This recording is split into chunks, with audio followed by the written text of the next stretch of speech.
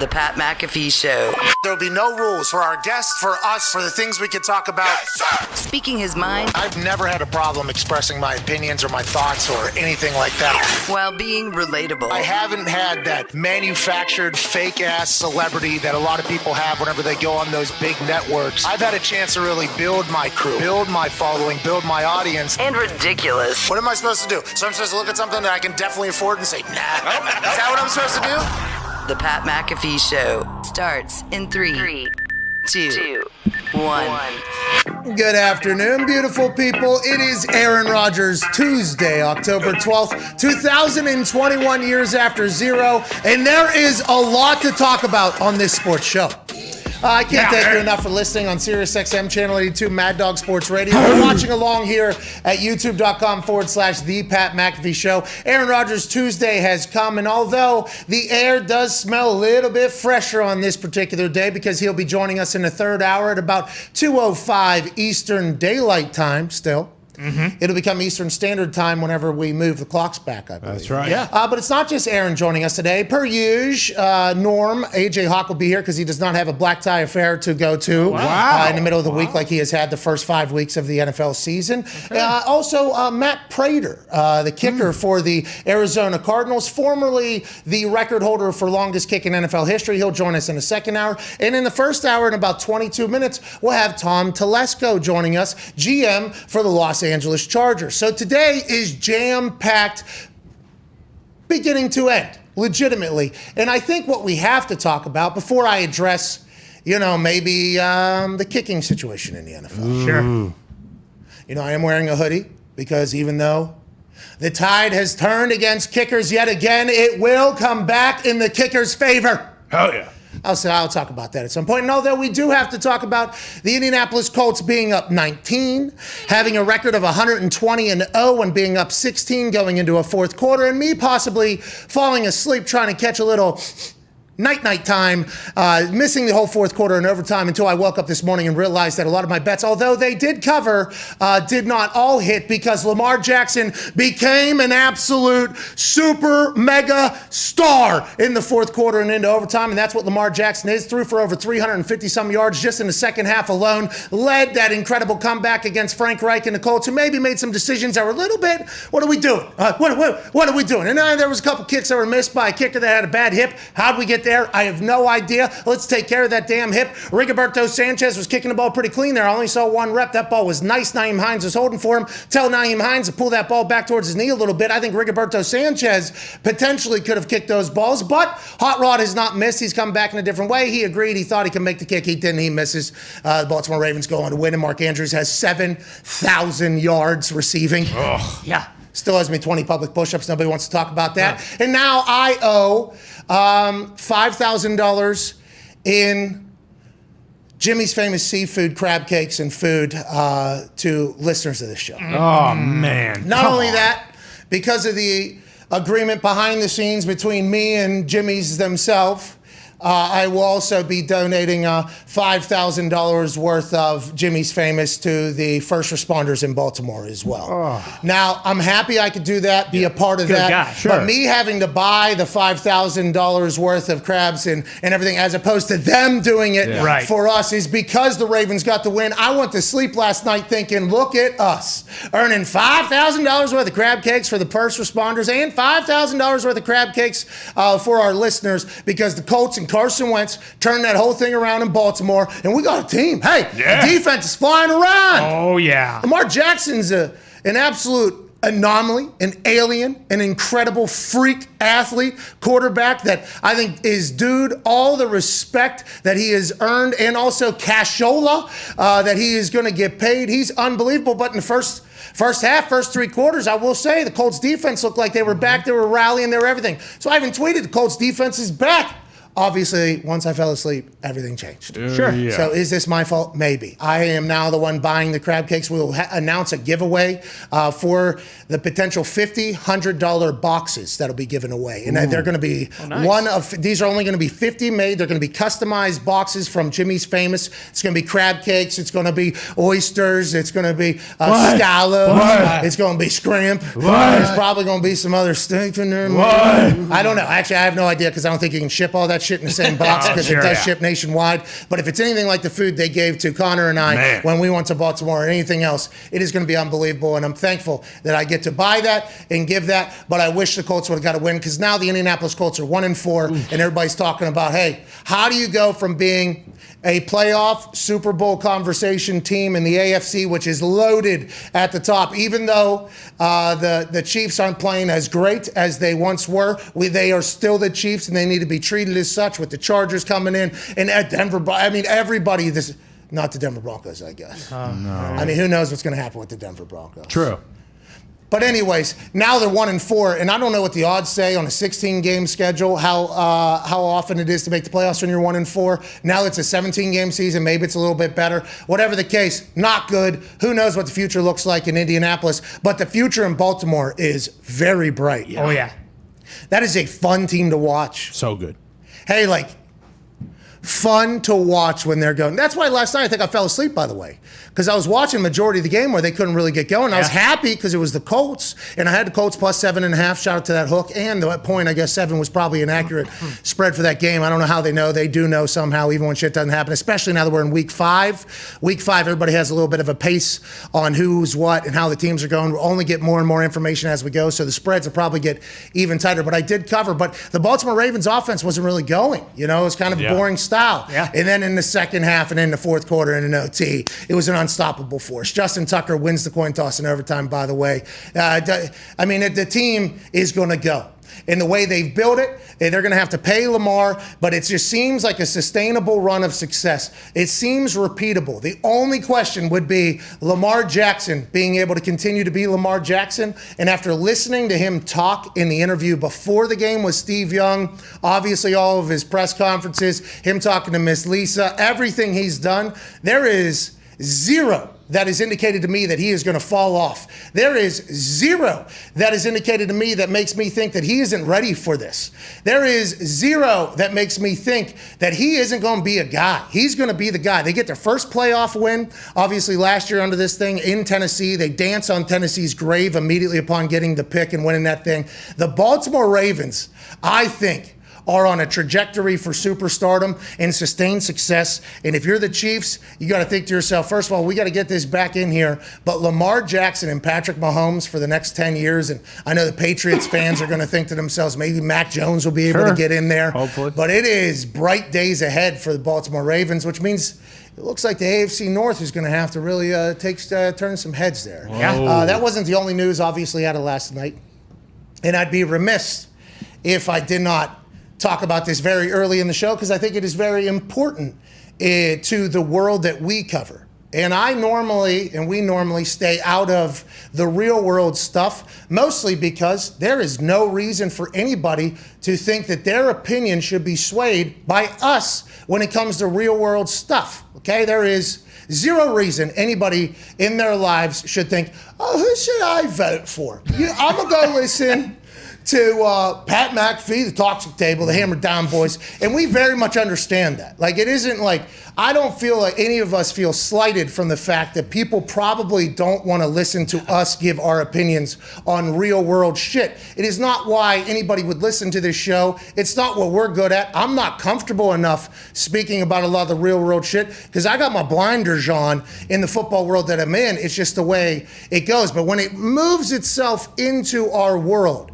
especially in the fashion that it did at an executive level and a head coach level, we have to talk about it because this is a real world thing that has now come into the NFL. And one of the most famous coaches in our league had to resigned out of nowhere.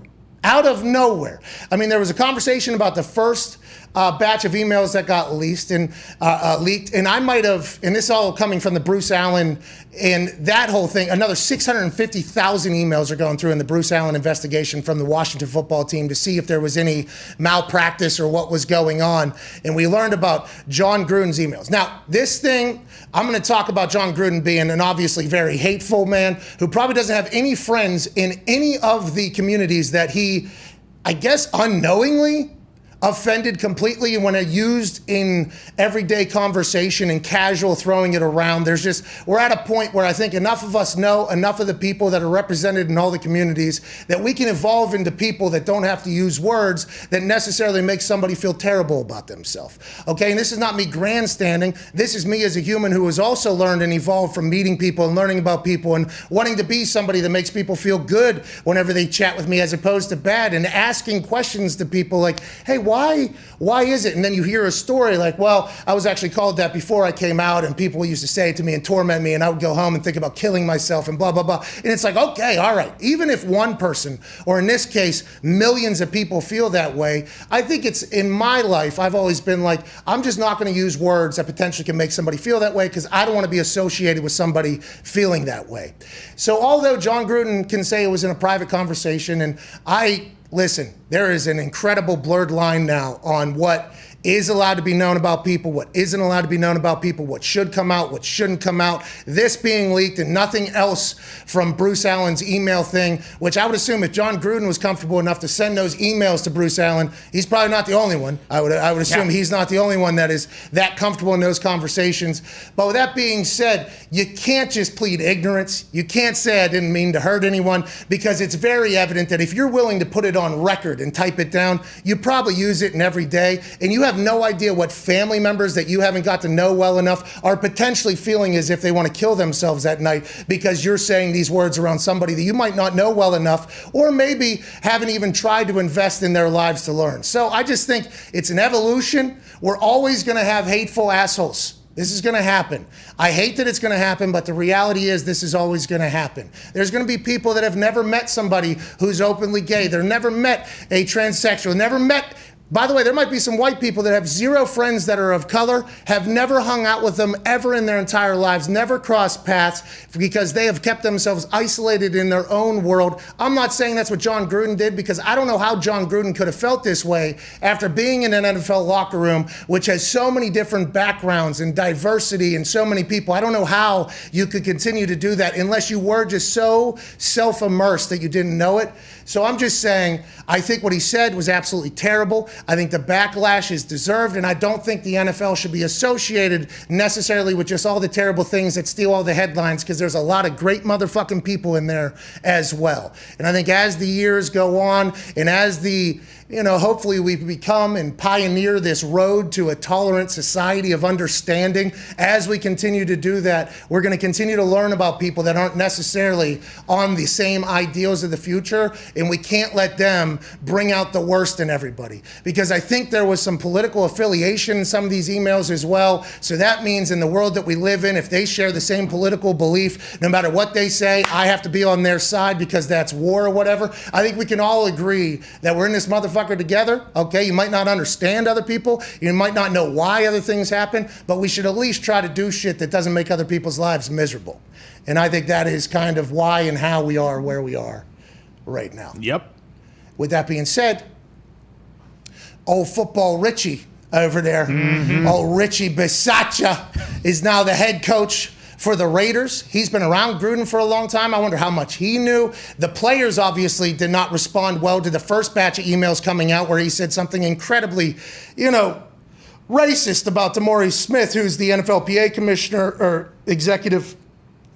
He's the head. Yeah, right. Director. He's the director of that. It could tell, it was very obvious that the players did not absolutely respond to that. The Raiders looked like a much different team. Now there's even more. You got obviously players on that team, and everybody. Carl Nassib was trending, obviously, because he is an openly gay football player in the NFL who's very good at football, by the way. Has friends on the team, welcomed on the team, works his ass off. He does everything with the team, appreciated by the team, which is even more so. I would assume Gruden, after getting a chance maybe to meet Carl, has changed his whole viewpoint on things. Maybe ignorance was the case, but you could tell that team maybe had turned against John Gruden. I couldn't even imagine if he was to be there after this. It's the only right move for him to get out of there, and I think we don't see John Gruden for a long time. Nope, probably not. If not ever. But what's the rollout? Yeah, maybe ever. What's the rollout for the Las Vegas Raiders now?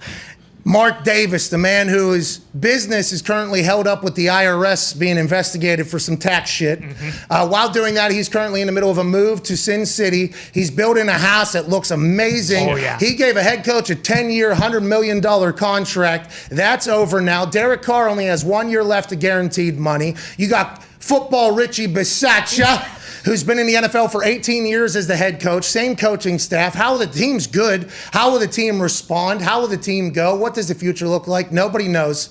And that's why we just got to weed out the assholes in the world and continue to move it forward. But there's going to be a lot of fallout from this entire thing. Well, speaking at of Ty Schmidt at the Toxic Table. Speaking of the weed out thing, do you think this now just like opens a can of worms in there? Because we heard all the stuff in that expose, about the Washington football team. Like, it's safe to assume that it's only a matter of time before they start, really digging through the rest of these and start trying to weed out a bunch of people, don't you think? I see. The interesting thing is, because Gruden wasn't even a source of the investigation, correct? Yeah. So this was a finding via an investigation of another person. Yep. So I don't know the legalities of it all. I assume Gruden there's gonna be some. This is not the last we hear of Gruden. It might be the last we see of Gruden, though. Yeah. But whenever there's 650,000 emails over a 7-year period.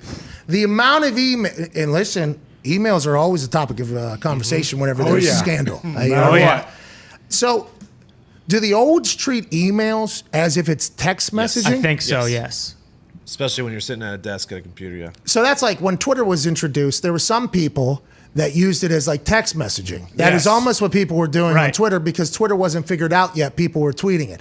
Then people learned that, that could spread quickly to other people. They adapted, they evolved, and Twitter adapted and evolved as well to promote like, hey, this is going public. Because back in the day, when you wanted to like retweet something or share something of somebody, they would copy and paste the tweet. You would put it in your tweet with an RT. Yeah. Then you would paste the tweet with quotes around it, and then you would have to respond to it in 140 characters. So I'm not sure if Twitter was initially supposed to be just for messaging because they didn't really have it set up to be spread, because the way you could spread tweets, you had to like basically, it was archaic. Now it's an entire thing has evolved. And some people use the Facebook wall as a text thing. Yeah. Emails was because those emails, especially on a company, I mean, I don't do many emails, I guess, so I don't think I fully understand this entire thing. They were just firing away like casual conversation. They said there was nude cheerleaders being emailed back and forth. How does that even happen? I guess it's just a whole different generation of humans that I do not understand at all. Well, and also it's not like Gruden was just sitting at home doing the fired football coaches of America thing. Like, he had one of the most prominent jobs on ESPN when he was doing that. So, I mean, it is wild, but who knows? I mean, if they go through this, I have a feeling that there are going to be quite a few people who are going to be caught with their pants down as well. My sources, and that was, there was a lot of people, after I tweeted, like, hey, we're all in this thing together. And I think that should be the message. Like, as we continue to learn more about people that clearly have no relationship with anybody other than the people that are very similar to them, long before you could just mute accounts and build up a social media world where you only surrounded yourself with like-minded people. People have been doing that in real life for a long fucking time. And when that happens, you can have some ignorance of potentially other people's feelings or culture or anything like that. And I think as we continue to grow this thing, we're going to continue to learn this about some people. We have to remain on the, hey, we're all in this together, dude. Yep. We have to. We literally have to. But it's crazy over there because Rich Bisaccia, Paisan, I texted Chuck Pagano, asked him about, you know anything about old football Richie? And he said he's a good Paisan. He's a good Paisan. He said he had a similar career path as Chuck. He went through college, was in college for a long time, then got a shot in the NFL, has been around for 18 years now. I had some sources inside the building, the Raiders building, tell me that if anybody was capable of handling this situation, a head coach ready guy like Rich Bisaccia is the right guy to handle it. I guess he has a lot of respect amongst his peers and the players. Special teams coaches, you always hear this about special teams coaches, but I'll reiterate the fact, you talk to the entire team every morning. So you have at least some sort of relationship with everybody on the team, not just the position group, not just the offense, not just the defense. You literally have to coach people from every position at all times, and you know the bottom half of the roster just as well as you know the top half of the roster. So a special teams Williams guy is a good guy to get in there, but sources inside the building say this guy's going to do it. And there's odds-on favorites, I guess, now for who's potentially going to be the next head coach. And Rich Bisaccia has very good odds to remain around. And I think that's because we're only at week 5, going into week 6 or whatever. There's a lot of time left, and this is a good team. So if Rich wins, there has to be a thought like, hey, just keep him around. At least there's some consistency here. They know him. We don't have to move the office. We don't have to change the offense, the defense. We don't have to move over everything.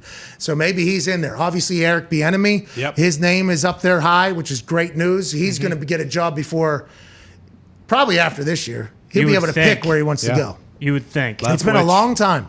Byron Leftwich, another guy that's going to go up. Kellen Moore. Look for Kellen Moore to potentially get some looks as well. Nathaniel Hackett was the other guy, the Packers OC. Yeah, here we go. McDaniels, I'm sure, will probably be That team's good. Oh, yeah. New stadium. Dable.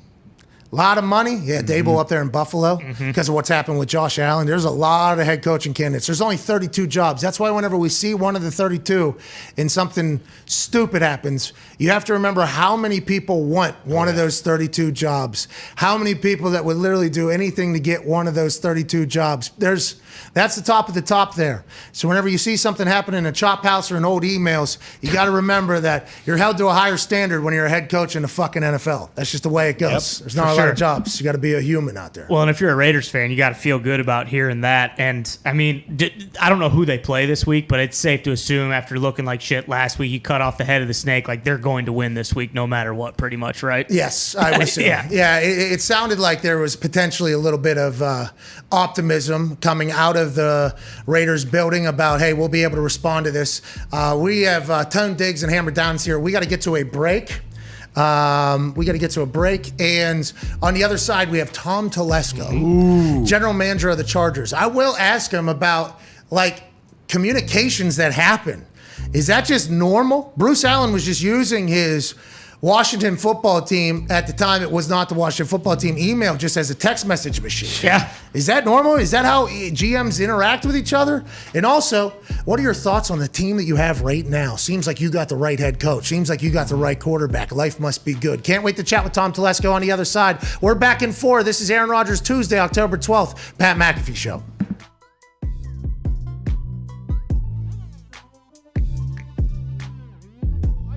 The greatest sport on earth? And do you think football is the greatest sport on earth? And why do you like football? That's a really deep question there, Pat. I know. I think I'd get a good answer out of you, though. Like, I think you'd be able to talk about it in a way that I think a lot of people haven't, because you've been at the pinnacle of it for so damn long and inside of it, and your brain is a pretty fantastic one. We've learned here over the last few weeks, obviously. Last few weeks, that's it. That's all the time we've learned that. I think it's the greatest sport in the world for one main reason. It is a true team sport where it is damn near impossible for one person to dominate an entire game. And if you look at other team sports, basketball with 5 guys on the court, I think you've seen multiple players over the years. Maybe one player, or maybe 1 or 2 players on a squad be able to dominate and win championships. Baseball, you can have a dominant pitcher and win championships. Soccer, you can have a dominant forward and or goalie. That seems to be a little more of a team sport, but you don't have 11 players engaged at the same time on every play. It is truly a sport reliant on every player on the field to do their job in order to be successful. And I think that's why at times, you know, certain star players can get maybe too much credit and maybe too much blame on the flip side, because it does take so many players at the same time in 3 phases to win football games.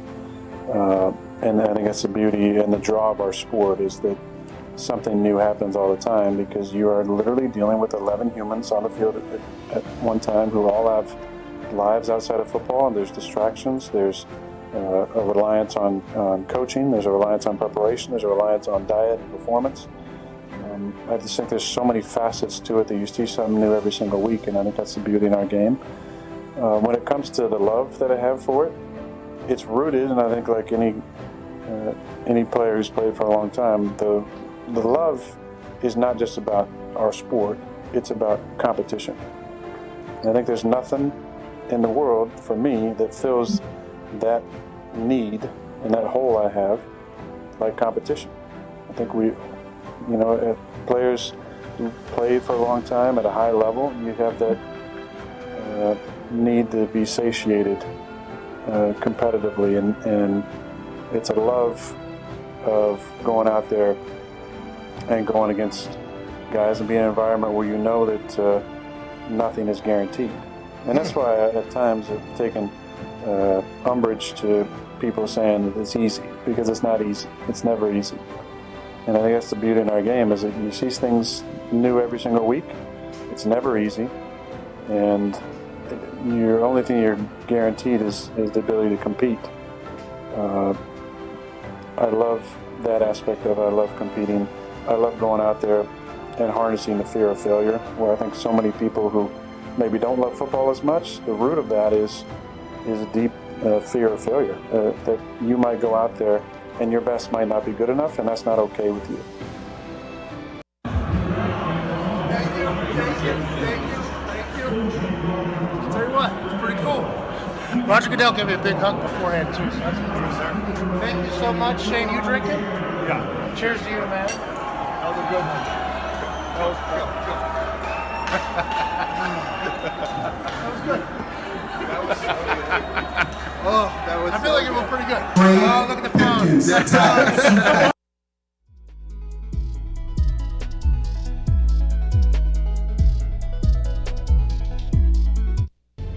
This is the Pat McAfee Show on Sirius XM Mad Dog Sports Radio. We thank you for taking the time to seek out this small regional show that streams internationally. Here's Pat and the boys. Ladies and gentlemen, welcome back to that show. It is a massive day. Not because it's Aaron Rodgers Tuesday, October 12th, but because we're getting a chance to chat with one of 32 in the world. Wow. One man who is solely responsible for me ending up as an Indianapolis Colt. I mean, there was a lot of other decisions that had to happen, but this man presented it on a plate to Bill Polian and said, this guy might not stink. Now, I did for a little bit. I figured it out. I'm very thankful and grateful for this man who's the general manager of a 4-1 team out in Los Angeles. Ladies and gentlemen, general manager of the Los Angeles Chargers, Tom Telesco. Yeah! What's up, boss? Hey, how you doing? I'm great. How are you? Life has to be incredible. 4-1. Looks like Staley's going to be a guy. Herbert's a guy. You're in LA. The stadium's nice. Life's good, huh? You know, it's week to week, Pat. You know, that's what it's got to be. I mean, it's fun to talk like that, but in reality, in this league, it's just a week to week mentality. As you know, you lose focus on the big picture. I mean, a couple of years ago, we started 5-1 and then ended at 9-7, didn't make the playoffs. So. It's week to week, and then obviously watching that Ravens-Colts game last night, we've got the Ravens this week. So Lamar Jackson kind of gets all of your attention right now with how he's playing. So, but it's been a good start for us. We just got to keep building on this. Now, and to your credit, the Baltimore folks immediately after that game are saying Justin Herbert, a pretty good player as well. What has he shown that made you very comfortable with spending the number 6 overall pick on him, especially with the question marks that were coming out about how he's not going to be a good leader, he might be scared, he looks like he's in a daze sometimes. What has he shown? And he has become an absolute stud, Tom. Yeah, I mean, he's been a great leader for us. And I think, if you mistake humbleness for a lack of leadership, you've made a big mistake. And he's just a very humble, calm, and poised player. And when you talk to his coaches at Oregon, when you talk to his teammates, all the work our scouts did, we love his makeup, we love his leadership ability. So we've been very pleased with how he's played. He's leading an offense right now. Joe Lombardi, our new offensive coordinator, has been doing a tremendous job, getting everyone together. It's a relatively a new scheme from last year. But Justin's playing at a high level right now. We're excited to have him. And we're going to need all of that this week. How about Mike Williams? I mean, he is so big, so fast, and makes such big catches. I think there was always like a potential upside to him. Like, hey, this guy could be a guy, could be a guy. It feels like he's becoming one. You put him with Keenan Allen and then that backfield you guys have, you have to be pumped about the roster position you're in right now. Yeah, Mike's done a great job. And since we drafted Mike, every time he's had an opportunity to make a play for us, he has.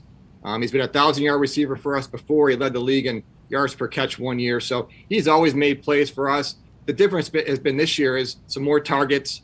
His route tree's changed a little bit, but he's getting a lot more opportunities this year. So that makes us a little bit more balanced as far as how we distribute the football between Keenan Allen and Mike and Austin Eckler, and then Jared Cook, who we added, and Donald Parham. So we have some players to get the ball to and try and balance that distribution out the best we can. Feels like last year you guys would have lost that game this past weekend. This year, you win that game. And I might be out of line for saying that. I'm not 100% sure, but I don't know if you feel the same way. But what do you think that is? Do you think that's maturity? Do you think that's Staley's vision on that thing? Do you think the team's just taking the next step? From viewing a lot of teams in your history, what do you think it is? It's hard to pinpoint. Obviously, Brandon's doing a tremendous job. But the one thing I've really seen is the trust between the players and the coaches, and that goes both ways. That's what I've really seen. I mean, everybody's talking about these fourth downs we're going for, and it's been aggressive but not reckless. But a lot of that is just the trust between Brandon and the coaches and the players, and then trusting the offense that we can convert on those, and then trusting the defense. Hey, if we don't convert, because we're not going to convert 80% of fourth downs throughout the course of the year, this isn't going to happen. But it's trust on both sides, trusting the defense to get a stop if we have to. You continue to grow week to week with this team. And like I said, it's a huge trust factor right now between the staff and the players, and that's leading to wins right now. But we got a long way to go. The closest team, I think, is always going to be the best team. Now, granted, are you together because you're winning, or do you win because you're together? Is always the question. It's hard to be a tight-knit team whenever everybody stinks. You know what I mean? I mean, it is hard to do that. So that's kind of ipso facto situation. But Austin Eckler, whenever he was on the show last week, I think he's, by the way, great find. I mean, he is an absolute beast, a stud. Great conversation. He said that Brandon Staley is transparent with them, with the entire team. This is what we're going to do on offense. The entire team has to hear it. This is what we're going to do on defense. The entire team, special teams, same exact thing. So everybody can kind of hold each other accountable and know why you're doing it. Did you know he was going to be that type of coach? Like, did you know he was the perfect coach? Aside from being a defensive coordinator, he was also quarterback. When you interviewed and did that whole process, what were your expectations, and how has he lived up to those? Well, he certainly lived up to all of them, but there's only so much you can get from an interview. You don't know until you have somebody in the building and see him work every day. But how Austin described that is exactly how it's going on. Like, he meets with the whole team. It's not for a long time, but he goes through the game plan and the why for everybody on all three sides of the ball, so everybody knows. And I think when you put a game plan together and you say, hey, look, this is how a team's going to attack us. This is how we'll counter it, and this is how we'll attack them. And then when you see that play out on game day, you talk about that trust factor, and you saw it, and I saw it with Tony Dungy as well. When you start to see that happening in front of your eyes, now it doesn't mean every play is going to be successful, but the plan was right going in. Boy, that trust factor just really, really increases, and that's what we've seen week to week as far as putting our players in the best chance to succeed. Yeah, I heard stories around the league of head coaches coming in and having rookies go at like 6 a.m., full pads on Wednesdays, and, hey, we're going to do this terrible thing. And all anybody said was, you better hope you win, because if you win, people will continue to buy in. They'll buy into anything if you win. Legit, winning will make everybody, like, if you see the process and the outcome is success, it's like, okay, let's do that again. If you don't win, though, it's going to be tough to keep people on the train. It's amazing that immediately upon arriving there, you guys look like a completely different team, confidence-wise, swagger-wise. Even though the team was great roster-wise, it felt like it's just taking it to the next level. Brandon Staley, probably a massive piece of that. Also, Herbert advancing in his career. Now, for you as a GM, you hear somebody's pissed off somewhere, you immediately call them and see if you're going to trade, or what do you do during the season? What is it like? Workouts every week? You got to rate people, trade people with COVID? What are you doing day to day? I just wait for you to call every day to see if I can come back on the show. Hey, anytime you want, man. Just keep winning. You lose, I'm not going to have you on. No, I'm joking. No, during the season, it's constantly working with the current roster, going through injuries, looking ahead to see where we are, constantly trying to improve. And just a lot of it's administrative work during the season. I don't get a whole lot of work with the draft during our season. But, yeah, certainly as the trade deadline comes up, early in November, we're constantly listening and talking to people and see who may be available. As we've seen, a little bit with us and with across the league, I mean, the amount of injuries right now are starting to spike. So depth is key as everyone kind of gets situated for the second half of the season. So you have to be constantly looking, not only trade-wise, but who's on the street, who's on practice-wise, to see if we can add somebody. I don't want to competitive disadvantage with any information you give away here, but do you consider yourself active in all those conversations? Are all the GMs active in conversations with each other at all times? You guys have a phone that just presses every single person. There's like a group text, like, hey, this player is pissed. We would potentially trade him. Like, does that happen, or is that all? What is the day-to-day like? Do you have a certain GMs that you hit up more often than others, or how does that whole thing work if you know somebody's potentially? Yeah, it certainly goes on, not only with general managers, but pro personnel departments. Pro scouting directors, pro scouts talk amongst teams a lot, maybe even more so than GMs talk to GMs. But yeah, we certainly by text, by phone, kind of have to have a pulse of the league of what's going on. That's part of our job. But yeah, discussions between GMs and pro personnel directors, they go on throughout the year, not just before the trade deadline. Quick question, Tom, just because I know you so well, I'm going to ask you, and I probably wouldn't ask another general manager because if they were to give me an answer, it'd probably be bullshit. And I don't know what answer you're going to give me anyways. But the Bill Belichick, Stephon Gilmore situation, where it was announced that he was released and then he was traded a couple hours later. This happened to the Raiders, I think, last year. Rodney Hudson, I think. It was announced that he was released, and then he was traded a couple hours later. Now, I personally think that kind of fucks the player. You know what I mean? The player either has, if it's a veteran, they at least have an option to go somewhere. I don't know if they have to okay it or whatever. But has that been something that always happens? And is that necessarily like a strategy to get bird calls? One last trade offer, you think? And how do you view that whole entire move? You know, that could be. I lost track with the Gilmore if the Patriots announced it, if it just kind of got out. I mean, typically when information like that gets out, it gets out for a reason. It's a competitive league. It's a strategic league to try and get what you want. So I don't know what their situation was, but I will say that has gone on before. It will probably always go on. And you know, you try and make strategic moves. We're trying to compete with 31 other teams in those situations. So if that's the way it happened, I could see that happening like that. Tom, you're an incredibly good guy, nice guy. I got a chance to know you. I even spoke at your children's school, which was a very nice school, by the way. They still talk about that. Hey, I didn't read that good. You know, I mean, it wasn't that good of a reading, but I think the energy was there, which I think the kids appreciated. You know what I mean? I'm not sure. I still got pictures of that of you sitting with all the kids around you, and did a lot better job than I would have done. No, that's my nightmare. But you are an incredible guy. Whenever you hear about some stuff happening, like, for instance, these Bruce Allen emails being leaked with John Gruden, like, I'm bummed about it because it makes the NFL look like it's filled with a bunch of assholes. You know, like that. I'm obviously asshole, John Gruden. Like, I think we're all in agreement with that. But also, it tarnishes the entire league. And that's coming from, like, your level, Tom. Normally, it's players fucking up or coaches making something up, but the Bruce Allen email and that's like high level stuff. How do we go forward, you think, in the league and not have as much as this? Because we're the greatest league in the world, and this is immediately a massive, like, oh, there's bad people running that league over there. You know, how do we move forward, do you think? I agree with you. I mean, there's a lot of good people in this league, and especially when you're in leadership positions, you got to act like a leader. The whole situation is just sad. It's disappointing. It's hurtful to so many people. But you just got to remember, there are a lot of good people in this league. And I think those of us that are in leadership positions, you got to act like a leader. And but the whole situation is just really disappointing. It really is. It's just, and like you said, it puts a tarnish on our league. And there are so many good stories going on with our players, with our coaches, you know, even front office people that, you know, tends to get washed away when you hear a story like this. But you just got to move beyond it. And I think everyone needs to remember there's some really good people in this league that care about the league and care about people.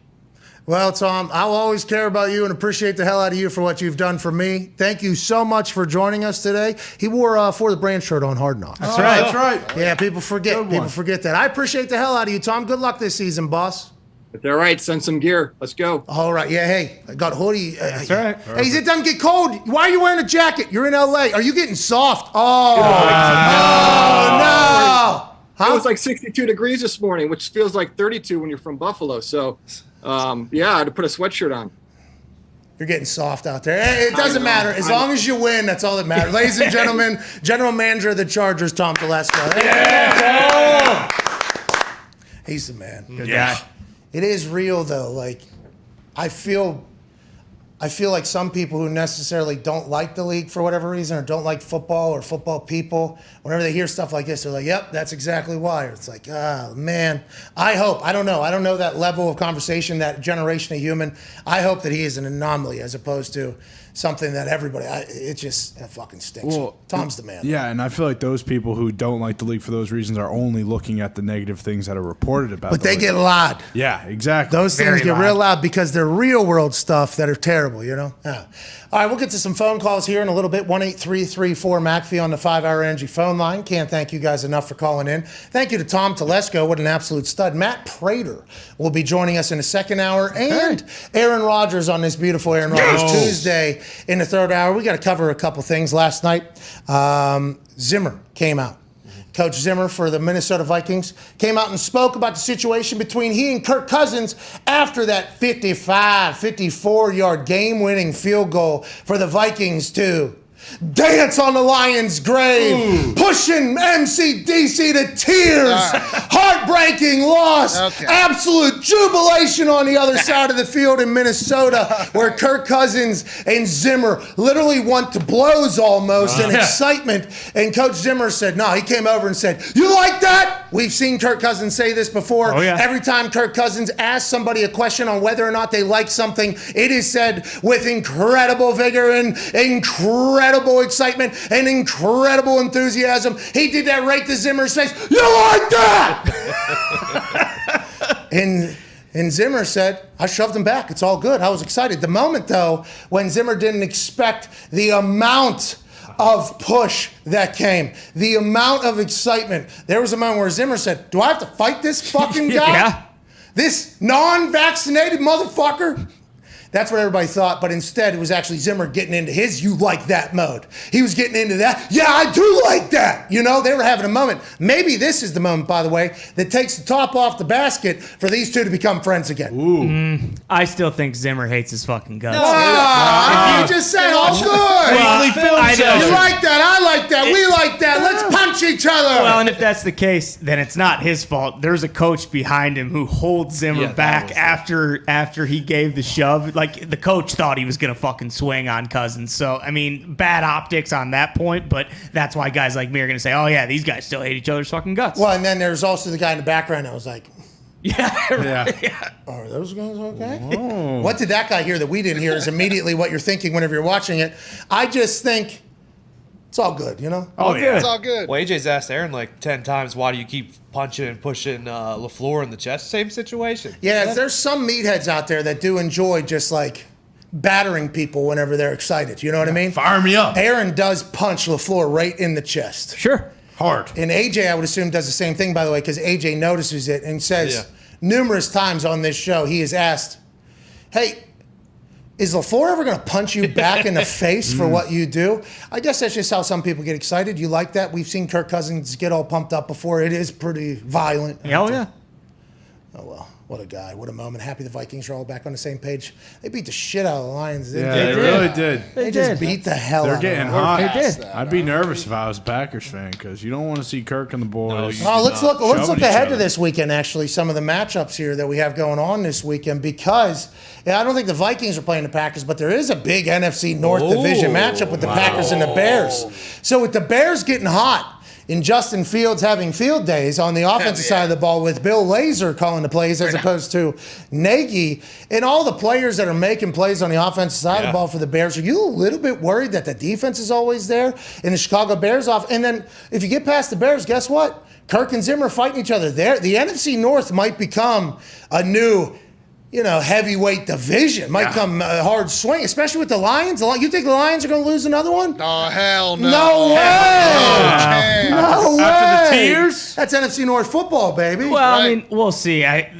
Justin Fields, I believe, threw for like 113 yards last week. So before we, crown the fucking guy, I mean, he's going to have to be much better than that this week to beat the Packers. Plus, they were playing against a scumbag coach. There's no way the Raiders were trying for that. Yeah, they had no fighting them. Yeah. What? It did. I talked to a couple people, and they said they watched the film, and They said it certainly Don't do looked it. like Don't do it. that was a football team that was not invested in playing football. Yeah, there's a play Talking about going the around Raiders. on Reddit, and 4 of the 5 offensive linemen just decided not to block anybody. This on is play. crazy to me because, like, you're putting that on film. That's how you make a living as well. That's why, the Jacksonville Jaguars, there was a chance that once the world found out about what they probably already were thinking about Urban Meyer not being invested in the NFL as necessarily as much as other people potentially are. I don't know if Bill Belichick's going to his chop house and doing the things that he's doing. But the players have a chance then with the assistant coaches to be like, all right, now we finally take a little bit of ownership here. We don't have to worry about this guy. Let's put our best foot forward. But when doing that, I guess it could potentially be, too many chefs, and they could potentially be too many clicks pulling different directions and everything like that. It's just, who knows how that There was 2 scandal games this weekend, and neither of the teams covered. So is that a new rule on Hammer Dahn? I think we bet against the scandals, bet on teams that have a death. So you bet on the death game, you bet against the scandal game. Bingo. What about a coach that cries? Oh, you don't. Well, ever, he No, has to- TBD, yeah. you don't ever bet on that. Team. No, this is a sample. We're finding out. This is our first study. Good point. I meant Just to a big ask fact. you Never happened yesterday, is he a big-time fraud now if he doesn't cry after every loss? No. Are you serious? no. Yeah, if they get beat this week and You're telling me the guy, you think he's a thespian? You think this guy is making up those tears? No, I'm not saying he's making So up. you're saying he's big time fraud? What are you saying? He's I'm big time saying fraud. I'm saying he doesn't give a shit. If they lose this week and he's not crying at the podium, then he's a phony. So you're saying those tears were fake then? No, I'm saying if they lose again, he better be at that podium and say, "My heart's fucking broken, man. I can't do it anymore." But once you have your heart broken one time, normally you're a little bit tougher the next time. Yep. This might have been a moment that he had to have. This might have been a moment that turned him cold. There's been relationships probably in everybody's life where something has happened where they go, you know what? I don't give a fuck about anybody anymore. Like that could potentially happen, Mental Especially, callus. yeah, there you go. Build up the callus around the heart and the mental department of that. So maybe next week hey, we're doing business, man. If they lose by a field goal, he better be fucking sobbing at the podium. And we're Otherwise, definitely- I'm What's that not all going to about? like You joining it. this? I absolutely am. And we're changing his Come name to on. MCCB, the Motor City Crybaby. No! No matter what. He will punch you in the fucking will. mouth. Sure, but he's going to be crying while he's doing it. No. I love the fight in him, but hey, Dan, this isn't week 17 and you guys didn't just miss out on the playoffs. You're freaking 0-5, pal. You got to go and get a win. The season is just really getting going. We're just entering the second quarter of this goddamn Yeah, thing. listen, I understand. We all share the same thoughts. Maybe a little bit too early for the tears. Yeah. No. All right? Yeah. There ain't no cry baby parties in the NFL. That's right. Because he's got Stop it. 12 more games coming. But that guy can't help where his heart He is. loves his team and he loves football. I What do you love want the him to passion. do? You know, I think- better yet, I think- their center's out. He better cry today at the podium as well. What? Their center's out. Frank Ragnow's out for the season. No. MCDC No, better this is address not happening. and start crying today. Listen, he's going to be distraught about Frank and what happened to Frank and how good of a player Frank is and how tough Frank is and how this is a big shot towards the team. The absence of Frank, okay? He will be upset about that.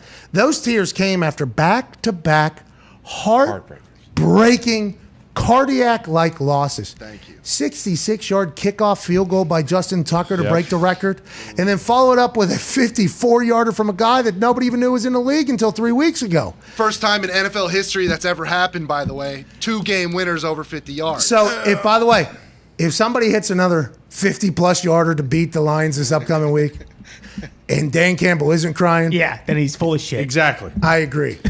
But I think he's been going through some really tough times over there as a Lions coach, which, by the way, maybe he should have set his expectations level a little bit lower than what he currently had him at, because everybody knows the Lions are cursed. They're a team that will lose until they give Calvin Johnson his goddamn money back. They're playing the Bengals, so I don't think they're going to lose to a 50-yard game winner. So we've seen evidence that won't happen. I don't know. This guy, Evan McPherson, this kid has already had 2 walk-offs in his first 5 weeks, one of them being a long ball, and now you've turned your back on him completely, which leads me to this. Thank you, Diggs, for your fucking ignorance. You're welcome.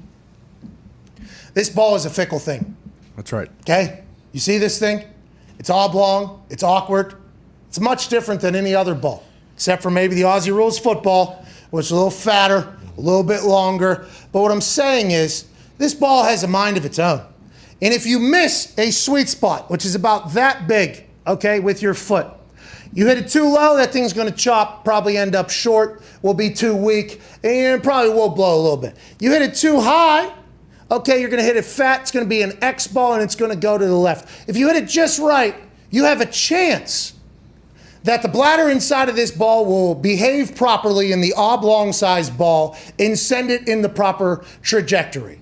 Too many missed kicks this past weekend. Can't happen. 13 times a free throw was missed this weekend out of 32 teams, okay? 13 times a free throw was missed out of 32 teams. A 33-yard kick was missed. It's the most in the history. Kickers became automatic for a long, long time. They still are. That is why when somebody misses a gimme that used to be 20 yards, now is an entire 13 yards more, which is over 50% more, if you think about it. Now that people are missing, everybody wants to attack them. And what is it? Are kickers getting too much spotlight, too much shine? Is there too much conversation around the amount of money that is on the line whenever they swing their foot in 1.25 to 1.3 seconds from the beginning of that ball being snapped, trying to hit a half an inch sweet spot with 10 men running at them that are all 250 plus, running 4.6s or better, trying to kill them, decapitate them, and also having to deal with fans and weather and everything happening.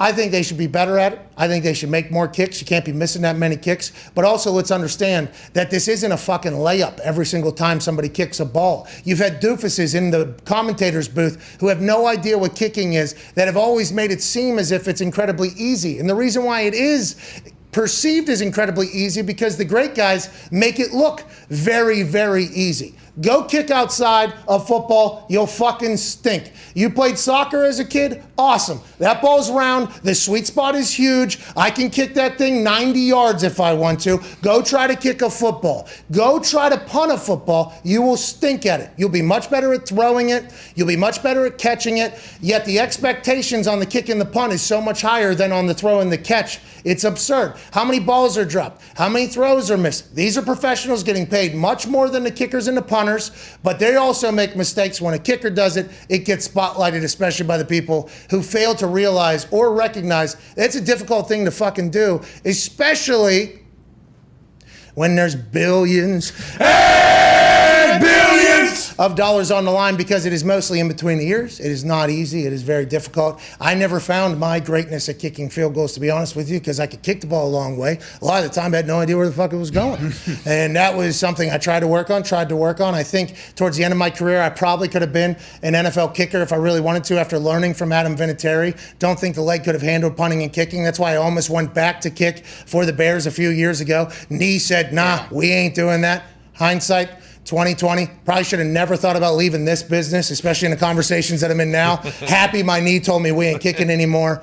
But I would like the people to say the game should eliminate kickers and eliminate punters. Somebody on College Game Day said, I didn't know who she was. She said, can we have robots replace kickers because they're replacing dancers, because you had one job, dog robot, dancing with the dance squad at a college game. And I'll say this, that dog robot had some fucking, it was... Wiggle? Yeah, it was pretty impressive. Kind of scared me a little bit. Like, what if that son of a bitch turns? Yep. Yeah, exactly. We don't have to have that conversation yet. But then kickers were thought about being replaced by this lady on College Game Day, and then the internet after all the misses, and Skip Bayless plays the hits, back to the whole thing, and everybody's talking bad about kickers. Just know when they hit a game winner like a 66-yarder, your entire city celebrated. Not as much as people would have ran Justin Tucker out of town if he would have missed the extra point and been one of these other guys, though. Let's just remember that. Please. Well said. That's why you move the extra point back, right? To make it more difficult, and so there is more. It's becoming a layup. They were thinking of ideas. We were actually told, hey, think of some ideas to make the extra point more interesting, because it's becoming too routine and people are wanting to get rid of it. So they actually had committees on every team go and try to think of ideas and present them back. I pitched a 60-yard extra point. Why not? Have it be 60 yards. Goes in, it goes in. Everybody's happy. If it doesn't, everybody expects it to miss. You keep it moving. That got presented.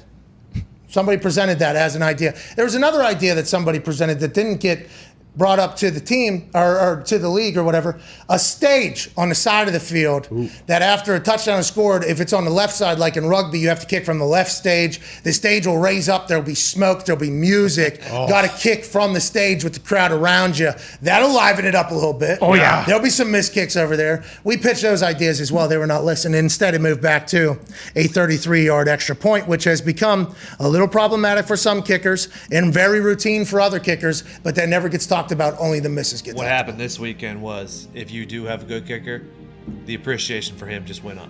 But Mason Crosby's a great kicker. He is. And the appreciation for him went down.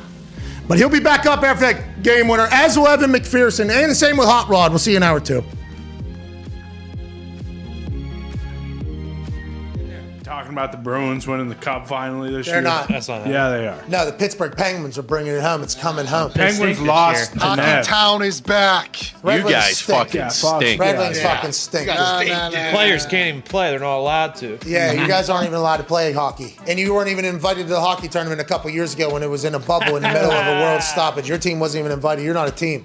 Bruins, you guys stink. We're very good. You guys are all playing for second, and fucking Stoner's still, lacing up the skates. You guys lost Flyer. You guys Yeah, ran we got Fleury out of that. time. Yeah, exactly. You don't have a goalie. You You don't have a goalie. You don't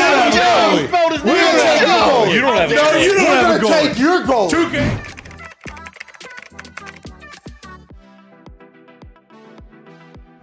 What some of the best GMs in the history of the game have done.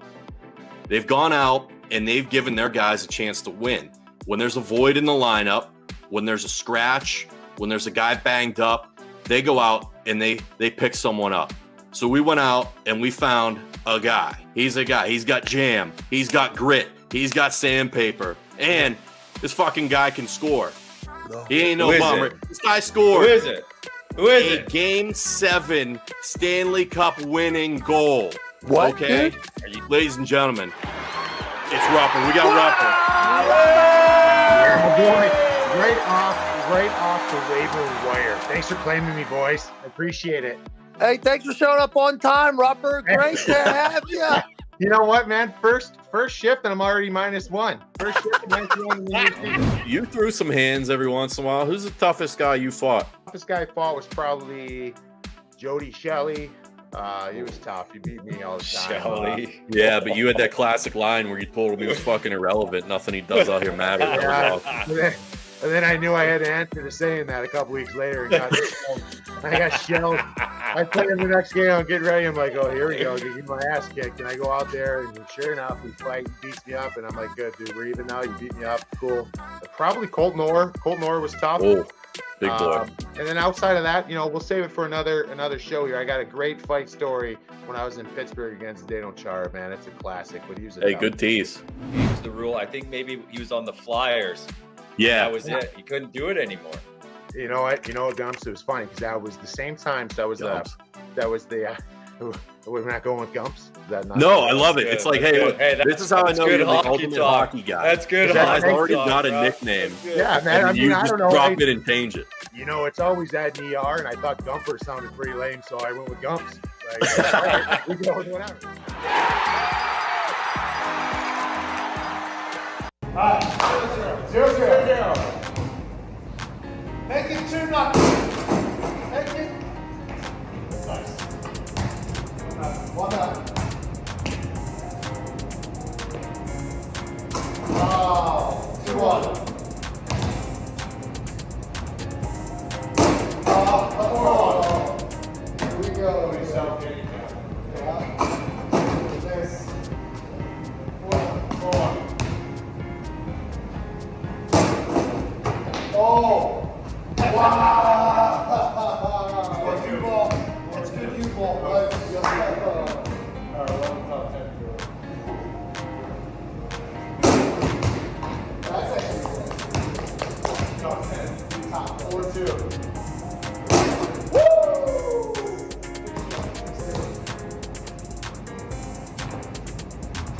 Oh no!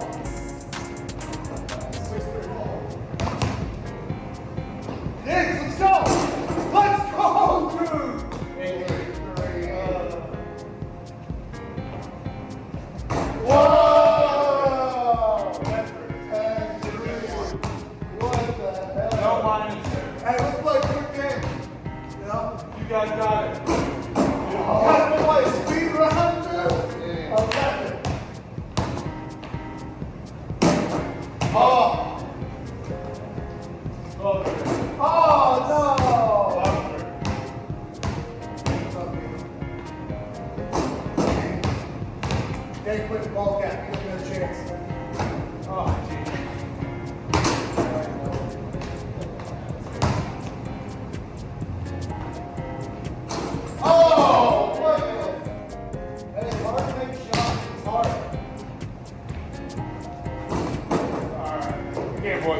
Yeah, first time in history.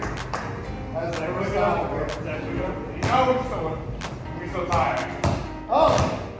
Okay, we got deep. Oh, 12? Yeah. Oh! Yeah, boy.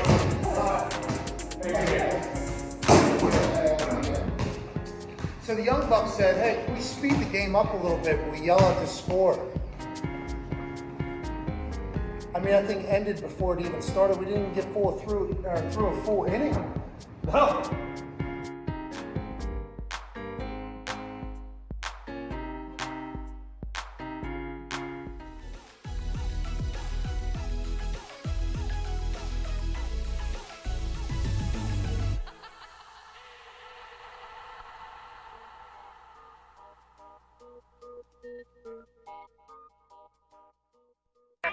The Pat McAfee Show.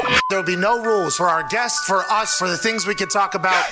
Speaking his mind I've never had a problem expressing my opinions or my thoughts or anything like that. while being relatable. I haven't had that manufactured fake-ass celebrity that a lot of people have whenever they go on those big networks. I've had a chance to really build my crew, build my following, build my audience. And ridiculous. What am I supposed to do? So I'm supposed to look at something that I can definitely afford and say, nah. Is that what I'm supposed to do? The Pat McAfee Show starts in 3, 2, 1. Welcome back to that show, hour 2 of this Aaron Rodgers Tuesday, October 12th, 2021, years after the year 0 was founded. We have a special guest, a champion. Will now join us, a college football national champion, a Super Bowl champion, a Ryder Cup champion. I think he won Dad of the Year at some point. Really? I think so. At some point, he was voted Dad of the Year over there in Columbus. But now that we know about Columbus, Ohio, I think True. Low standards. What do we know about Columbus now? Well, I know over there in Chop House, you got to watch out for your butthole getting fingered. Ladies and gentlemen, join us, AJ Hawk. Yeah! Thank you for the good intro. I appreciate it. Well, you're a champion, dude. You're wearing, obviously, a Chuck Berry t-shirt. Is this another one? Is this one you've always had? What is this here? I've had this one for years, man. No, come on, we're talking football here. Why do we have to always talk about my shirt? Can we just be professional? Well, we could be, but you choose to be unprofessional every time you put clothes on your fucking body. So we have to talk about it. Let's move along here. Colts last night, unbelievable meltdown. I fell asleep, didn't see it live. Watched it this morning. Heard the news, obviously, before I watched it. A little bit of a spoiler from the internet. Thanks for everybody that tweeted me before I got a chance to see the whole outcome. I appreciate that. What a nightmare for the Colts. But what an absolute stud Lamar Jackson is, A.J. Hawk. And this is an interesting thing. He's the first player in the history of the NFL for 400 passing yards in 85% completion rate. I think he only had 6 incompletions, 37 of 43. He accounted for 499 of 523 total yards of offense that the Baltimore Ravens had. Now, that stat comes from the ESPN stats, people. That says 499. You go to my sports update, old Ari Mirov, Pro Football Focus. Lamar had 504 of 523 Ravens yards. So there's a little stats dispute amongst the stats community. But anyways, he accounted for a lot of the fucking yards that the Baltimore Ravens had. He came alive late. He's a stud. That whole team loves him. They're going to have to pay him. What a game for Lamar Jackson, Mark Andrews, Marquise Brown, and the boys over there. Yeah, I actually saw this whole thing live. I wasn't planning on watching all of it. I thought it was over. I was like, all right, the Ravens have a chance. They can find a way maybe to make this a game. And what happened and what Lamar did, man, it was awesome to watch. It really was a fun game. I know the Colts, I feel bad the Colts had to lose, but you have to feel pretty good about how Carson Wentz played, how their offense played, their defense at times played very well. I mean, you do have to feel bad that the Colts lose. Absolutely. You know, Jonathan Taylor, how you doing? Keep it moving. Goes untouched, by the way. We'll have to find out what the best untouched touchdown of the week is via a poll on Bruce Brown's Twitter account tonight. And thank God he didn't run a poll on Monday like he did last week, because we'd have missed out on Jonathan Taylor's untouched touchdown. And Carson Wentz looked like he was back to 2017 form. He did. He looked comfortable in the pocket. He was throwing it around. Michael Pittman Jr.'s out there mossing folks, scoring touchdowns. That dude's balling out in the number 11 jersey. Beast. T.Y. Hilton probably coming back at some point, right? He's hurt. He's a superstar. Quentin. Quentin Nelson's coming back, right? Got to be. But they're 1-4. AJ, 1-4 is not good. That is not good. They don't feel like it though. Do they feel like a 1-4 team to you? And I know Carson has talked about the record and everything, and they can't focus on it, right? So, I guess of all the teams that may have bad records, the Colts feel like they're the best of those teams. So who was it? Rams, Seahawks, Titans, Ravens, and Fins. Dolphins. The only win, right? Mm-hmm. So you lose to those 4 teams that I think a lot of people consider pretty good teams. Their schedule was quite a nightmare to begin. Now, Titans, you got to win that regardless because it's in the division. But Rams, Seahawks, Ravens is a tough start to a season.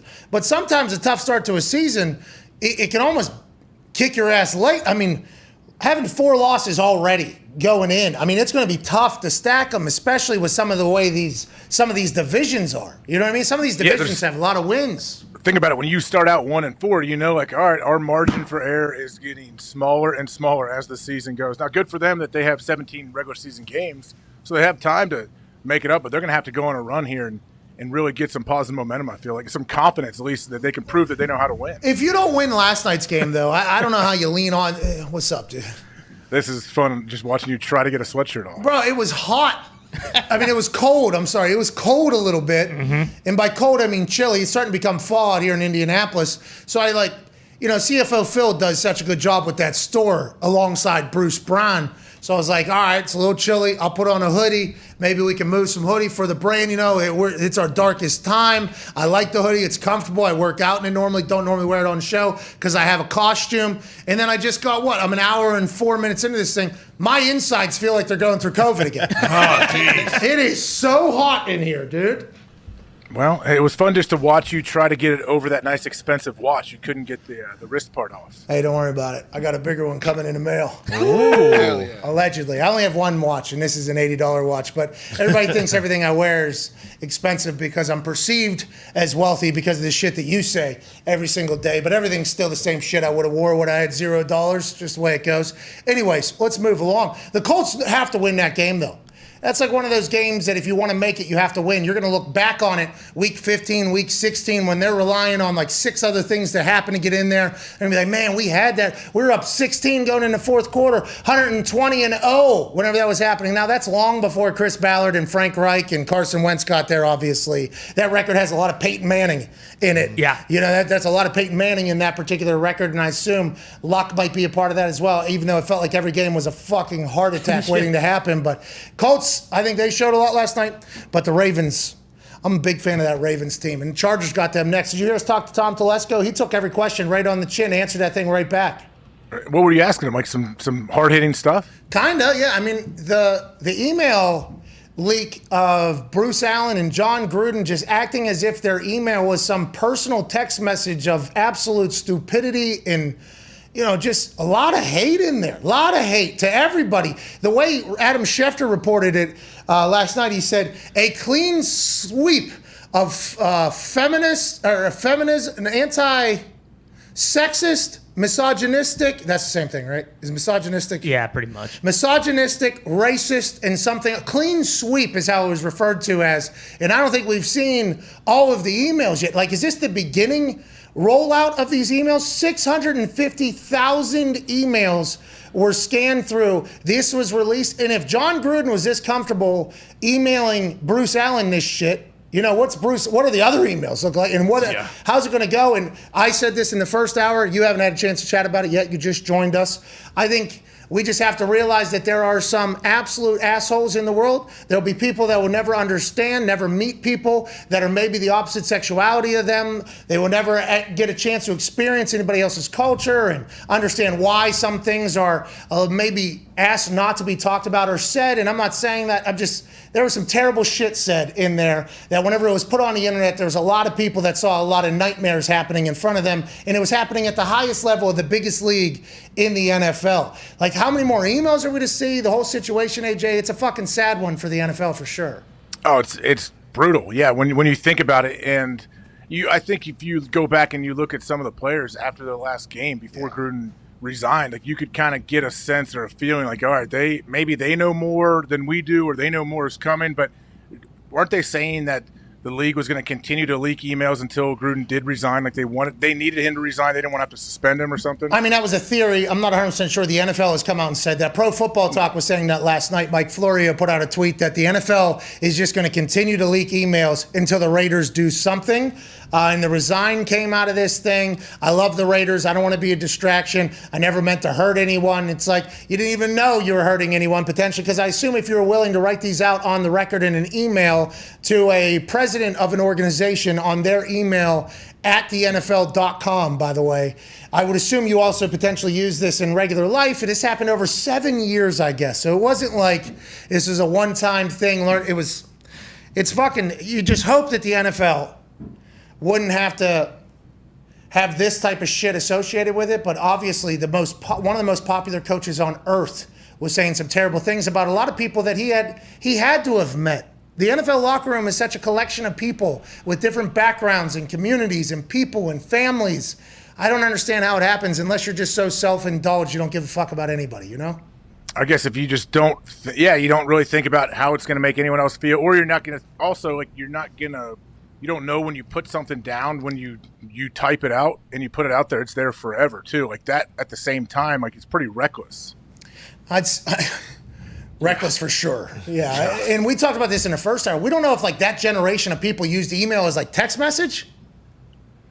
I don't know. I know the young kids, they'll use TikTok and Twitter and DMs as text messages, basically. Yeah, we're not talking about the young kids. We're talking about the different generations, bro. Yeah, we went through when Twitter started, I think people thought Twitter was also just a messaging system between your friends. Like, hey, we're right there. Facebook, same thing. People were writing on people's walls as if they were just texting them.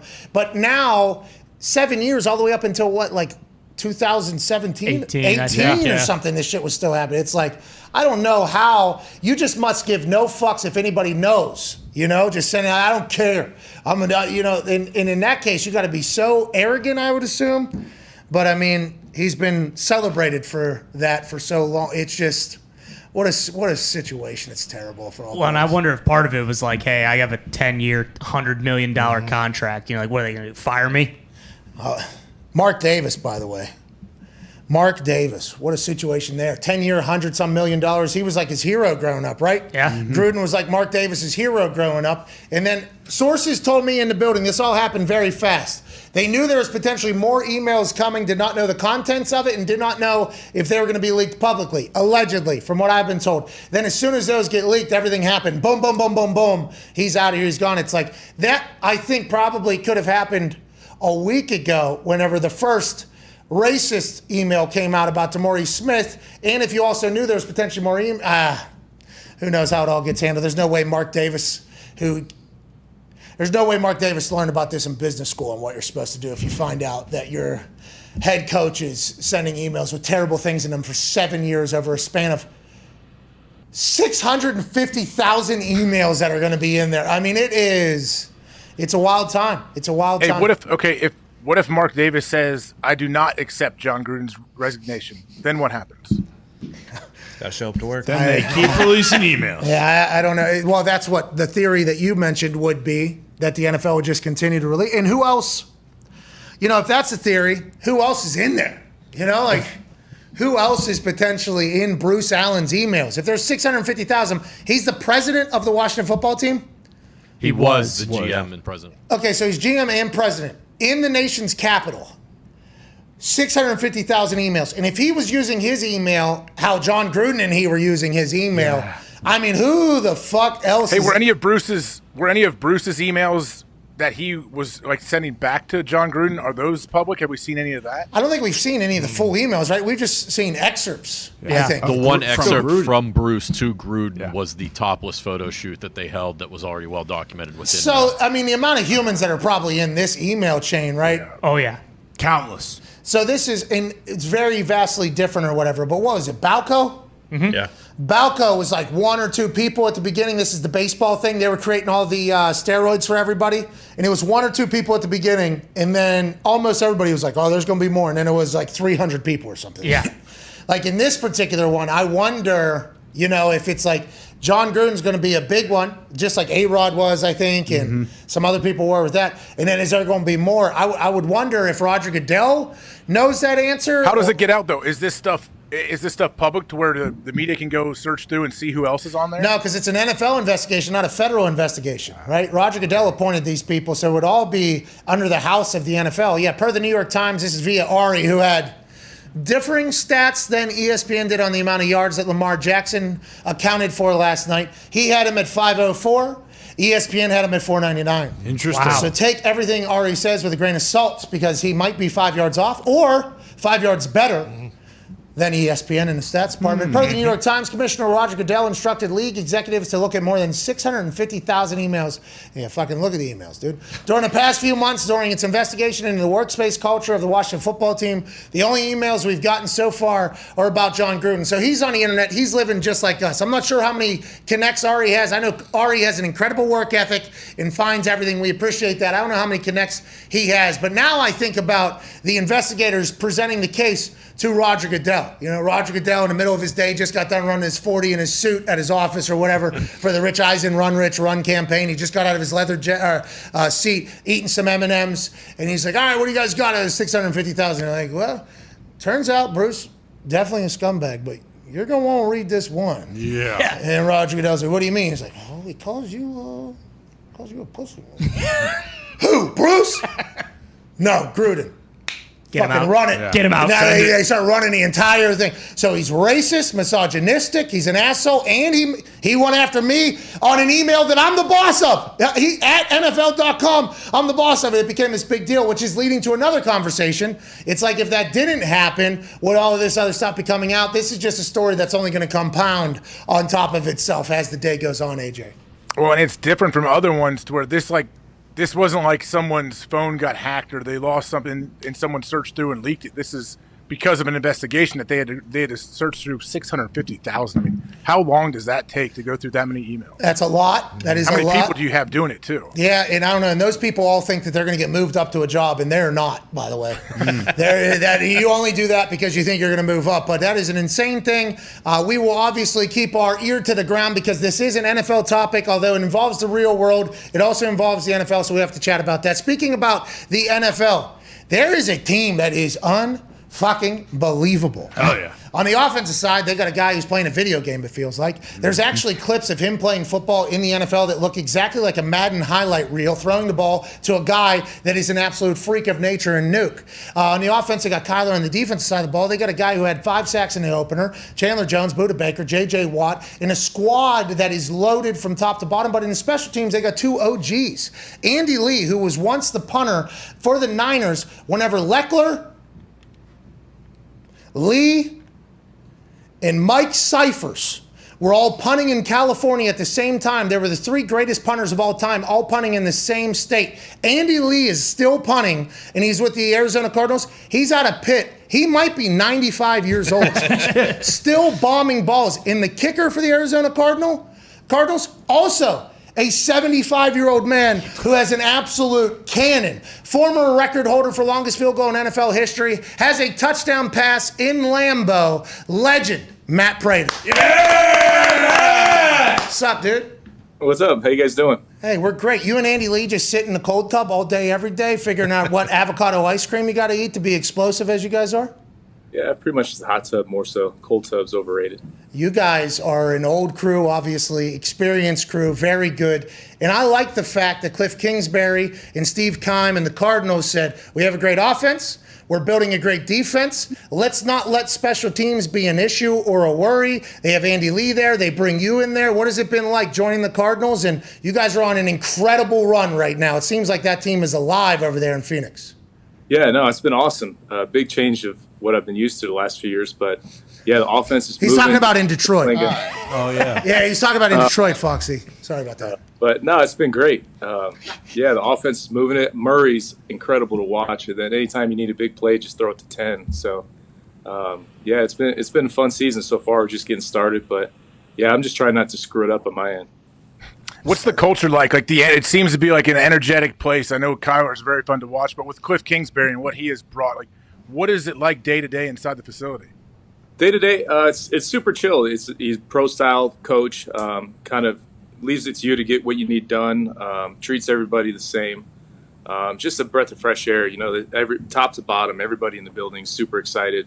And I think we kind of it's a different you've been on teams where you kind of have a feel in the locker room. Like after the first game of the season, there was just a special vibe, like good team camaraderie and just a good team feel. Yeah, you have attempted a 68-yard field goal, I think, a couple weeks ago.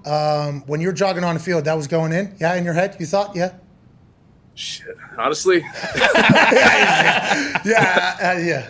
I thought maybe I could hit it. And basically, you could go out for one that far. You basically go out and just swing your hardest, and I didn't catch it. It actually, when I first hit it, it was closer than I expected it to be because when I first hit it, I thought it was going to land at like the 10-yard line and get run back like it did anyway. But, yeah, it'd be cool to get another shot at it, maybe indoors instead of outside. But did you talk to Tuck? Did you get to talk to Tucker since the record has been broke? Because there is a community of big ball, and I talked about this the day after Justin Tucker hit it. There is a community of kickers, obviously, that is rather tight. Then there is big ball hitters, and there's a couple guys that all have their eyes on that record. As soon as they get in the NFL, they know they can compete. But I think it's all a group of great dudes. It is. Did you reach out to Tucker? Have you chatted with him? Yeah, I texted him after, just said congratulations, well deserved it. I figure, if you have a record, it gets broken, it sucks, obviously, but at least the guy that broke it is probably the best to ever do it. He crushes the ball, he hits them straight. So for someone to break that record, I'm happy it was him and that he's one of the best, if not the best to ever do it. I know this stinks now because, Tucker's the current record holder, and I just thought of it. We should have a title belt for that, right? That should definitely. For sure. Yeah, I hope to get another shot at it. Yeah, that's what I'm saying. There should be. Yeah. Yes, there should absolutely be like an absolute like diamonded out. I mean, like an entire. Because I don't know how much further guys can go. Like, how much further you think is possible? Legit. How much further you think is possible? Everybody knew 63 was gettable. 64, big ball. 66 is a monster ball. What do you think is gettable, Prater? Honestly, not too much further. I think there's guys that could hit 70 in a game. It's few and far between getting a shot at it. Just having an opportunity because it's got to be right before the end of the half, right at the end of a game.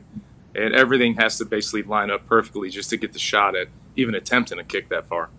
So I think there's a handful of guys that can do it. It's just getting the opportunity, and then when you get that opportunity, it's hard enough to kick it straight. Then you got to kick it even further, straighter, and you're basically. For me, anytime I get to 60, basically everything's out the window. I just swing my hardest and hope it goes straight. Hey, would it? This may be a dumb question. I'm sure it is, and Pat's gonna think so. But what if like 60 plus? You changed into a squared off shoe and you started toe bashing like the guys old school. Did that give you any more distance? Stupid question. For me, I don't know where I would spray it and probably lose distance, but I'm sure there's other guys. Shoot, I've seen guys like when I was in Denver, remember Brandon Lloyd, the receiver? I saw him messing around in practice. He hit like a 60 or 65-yard field goal messing around. He could crush it. Toe bash? No, soccer style too, with high top receiver cleats, so it made it even more impressive. I have a lot of respect for that, obviously. The reason why people can't toe bash is because your leg speed is so much slower whenever it's generating from front to back as opposed to the soccer style, which is a much quicker leg, which causes more explosion, which is why the toe bash kick that Dempsey did is so impressive because that's a long way. I don't know how anybody could have generated enough leg speed unless you had metal in the end of it, I guess, which potentially is the thing. Prater, I want to talk to you about being on a team that is so good, being on a team that has high hopes. And I know that you said Detroit is a little bit different, but every kick matters. And I thought about this with like Jason Hansen, for instance. He was in Detroit for 20 years. I don't think he ever kicked in a playoff game. So in the kicking community, I think it's a little bit tough to be like, hey, this guy never got an opportunity to get in the biggest of moments to make the biggest of kicks. Now you're on a team where every kick matters. Every game is going to matter. There is a Super Bowl aspiration, especially in the NFC West. Mentally, how do you compartmentalize all of that? And also, as a follow-up, you might be able to answer this in the same vein. When you see guys have terrible days, I assume you've had them. We had a lot this past weekend. How do you get past those things, and how do you stay in the moment and keep moving forward and just trying to bomb balls all the time? As far as the kicks being more important, I try to treat them all the same, whether it's preseason, first extra point, game winner at the end. Try to treat them all the same because if I don't, I'll stress myself out too much and then put more into it than there is. But yeah, I try to treat them all the same and not stress myself out because when they send me out for a field goal, I expect to make it. They're not really sending you there to attempt it. You got to make them when they send you out there, or else you won't be around too long. That's how I look at it. What was the second part of your question? Sorry. Well, when you go out there and you start sniffing those smelling salts too, I mean, you are a fucking legend. You are snorting those things too. Your brain has to be at a different level of being able to take that. What is it? Pneumonia? Ammonia? Yeah. Livonia? Yeah. Oh, hell yeah. Honestly, I don't even know why I started doing that. Now it's just routine. By the end of the game, I hit that thing and it doesn't even do anything. It's just kind of burning a little bit.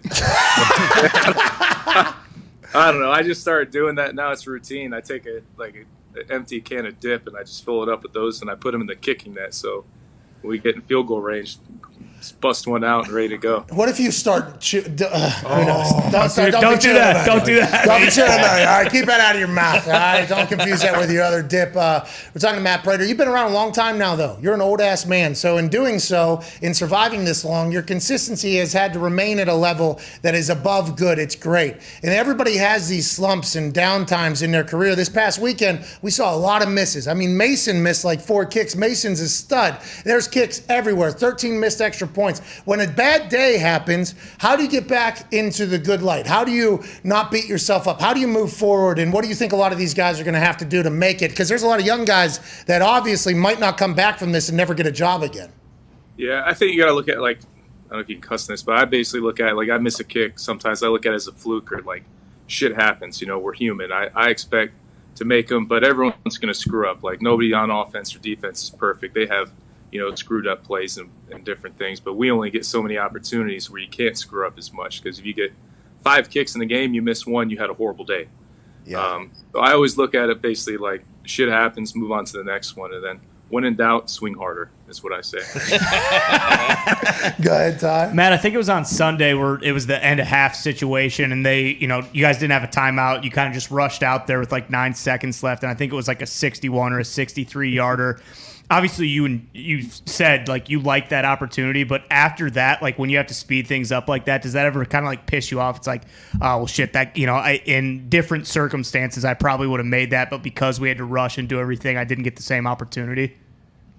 Yeah, for sure, it is what it is. I think we didn't have any timeouts, so we ran out. It's called like a hurricane or bonsai, whatever the coach calls it. But so you run out, and basically when you run out, see where the ball's spotted, and I got to get to 8 yards to get the spot for Andy, the holder.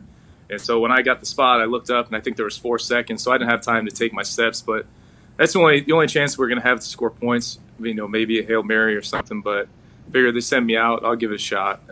Just kicked it, missed it right. What do you do that once a week? You practice that once a week, twice a week? What, the run-on field goals? Bonsai, yeah.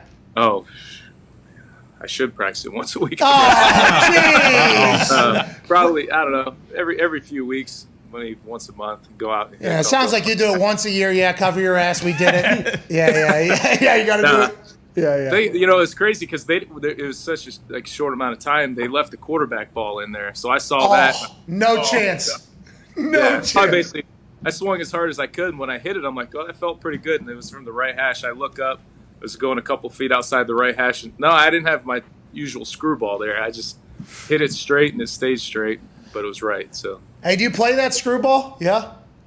Nah, I don't know why I've been hitting that the last couple of years as much. It's like been consistent. Like I just aim straight, hope it goes straight. But if they screwball like that and they go in, I don't care. I'm not gonna complain. Hey, Vinatieri was a big on. Did it go in? Yeah. All right. Yeah. Let's get to the next one. Who cares? all right, that's all that matters. I'll try to make the next one pretty, but it's cool. Hey, that's the thing about Tucker, and you mentioned that. That son of a bitch is end over end, center third, almost every single. It makes no sense how he does it. It makes no sense. I wish I could learn or figure out how he hits it so clean. Like it's just a clean, slow, rotating ball, high, straight. He's good. Yeah, yours takes a couple turns on the road to the upright. Who cares? Going all over the place. I don't know. Do you get scared every time? Is there a huh? Yeah, sometimes. But sometimes, I'll hit it. And if I look up quick, that means it's like an oh shit moment. If I look up quick, that means that I didn't like it. You duffed it. You hit it low. You might have hit it high, something like that. Yeah, one of many. Yeah, but they always say that used to happen to me when I was kicking. And Coach Rich Rodriguez, he only had one coaching point, and it was keep your fucking eye on the ball. Okay, and I wanted to tell him. Yeah, all right. Yeah, the reason why I'm lifting my head, by the way, is because something went wrong whenever I kicked it. Like, you know, you're going to keep your head down nice and smooth whenever you hit it beautiful. It's like, oh, I don't even have to worry at all about that one. But then if you hit it fat, you're like, let me see how bad this one is. And it's like, I don't know if those are necessarily the same thing, Coach, but I will fucking try. Very similar. Yeah, absolutely. Go ahead, Connor. Yeah, Matt, you mentioned earlier this year's a little different than previous years. You didn't say it specifically, but it's because you're on a good team and not a shitty one. Do you guys still? Jeez. I just wanted to, clarify and explain what if people didn't get what he meant by that. All right. It's very nice of you. Hey, I'm a big MCDC guy, MCCB. Matt, though, are you still going to the coach with some trick plays, little fakes, like the one that you pulled off in Lambeau when Pat was calling the game? Or because you guys are such a good team, you're just focused on making field goals and extra points? I'm more so just focused on making my kicks because I think if we're going to draw something up, I think they'd rather have Kyler Murray with the ball in his hands than doing something.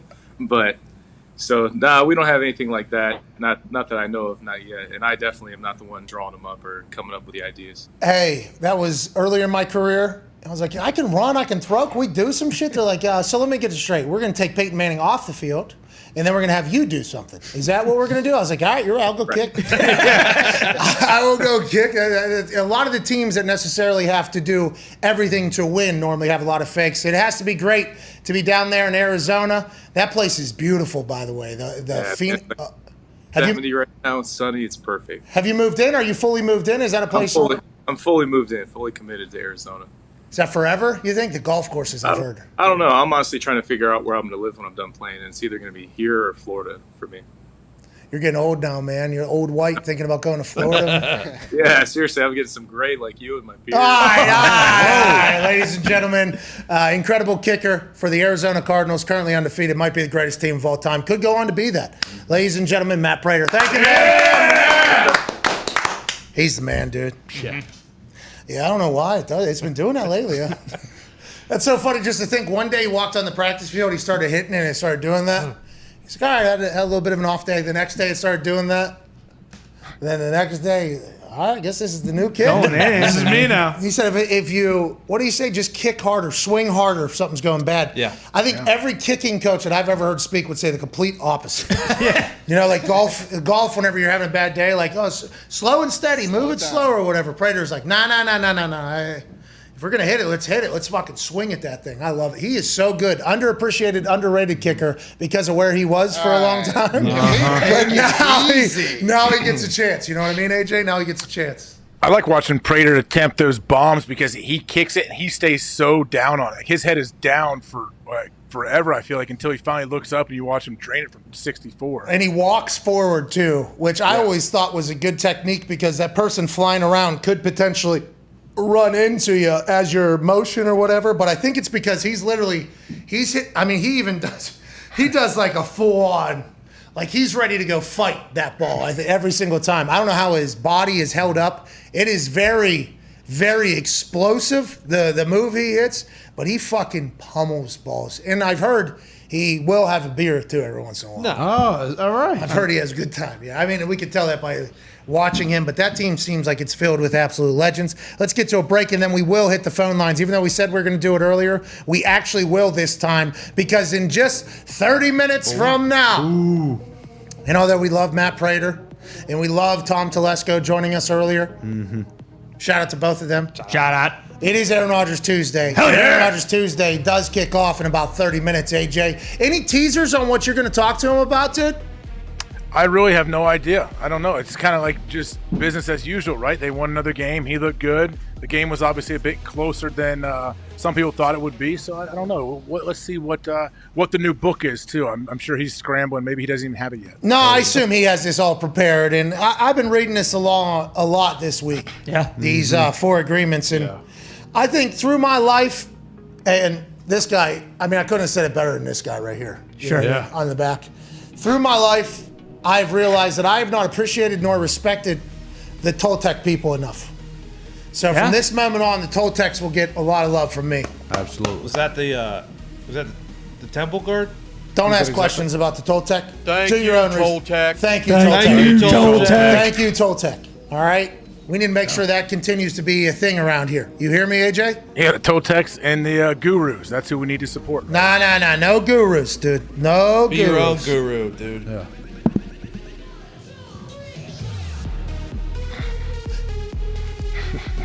I don't know for supposed. It's got a 5-hour energy phone. Like, yeah, be here now with this song, and then the Alchemist and the Four Agreements. I don't know if, any book club has gotten this lit before, but the Aaron Rodgers book club and the conversation will happen in 30 minutes. We'll take phone calls on the other side of this 4-minute break. Massive shout out to Matt Prater. We'll see you then.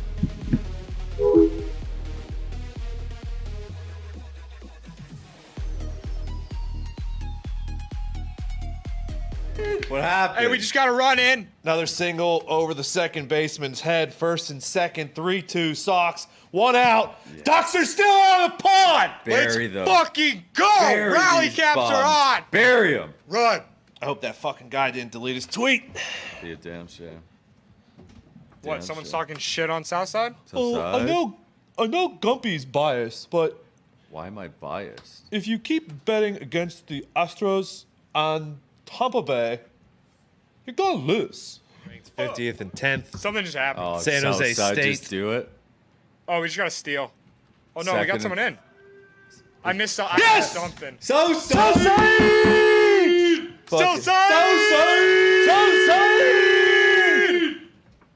Yes! Fucking Louis Robert He's a fucking gamer. hit a dude. single. We scored. There we go. Let's cash in a few more, boys. We need a few more. Fuck. We should have yeah. already. We should have had 3 on the Boom. board this inning. Oh, I can't wait. We need the fucking. We need this one.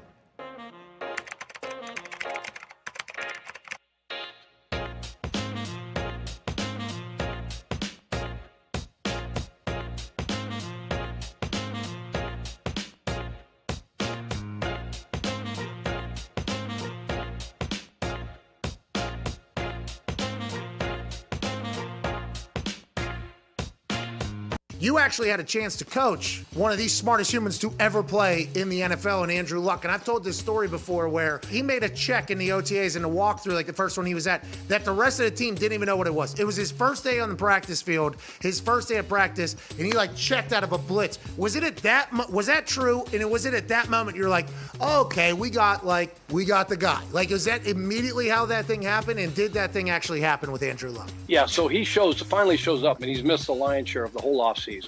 No offseason program, no OT. He's made one rookie mini camp, and then he's gone. And he finally shows up. We get out to practice, and we're, like you said, we're in a walkthrough, and BA calls a play, and he goes to the line of scrimmage. He's getting everything set up, and all of a sudden it was alert, opposite, makes us check, and T.Y., Reggie, Dwayne Allen, everybody in the back. You know, we had the whole offense over here, the whole defense over here, 3 lines and chains. I spent the whole day, get the F back. I was the get back coach. And all of a sudden he rips out this check, alert, you know, and changes the whole play, changes the protection. You know, we go from a run to pass to run, and everybody's like, what the fuck did he just say? And what is that? We had to blow the whistle, get him back in the huddle, because nobody knew what he was checking to. And we're figuring, okay, this guy is a genius. He is a brainiac.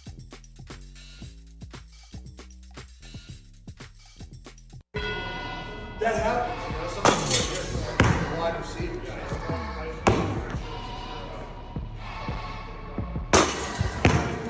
That's what's saying.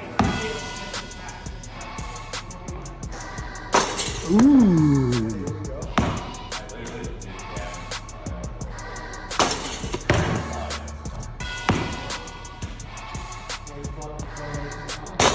Bowling, you hurt yourself?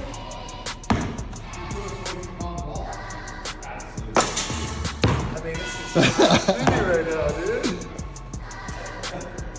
Oh, that was good. They were all met.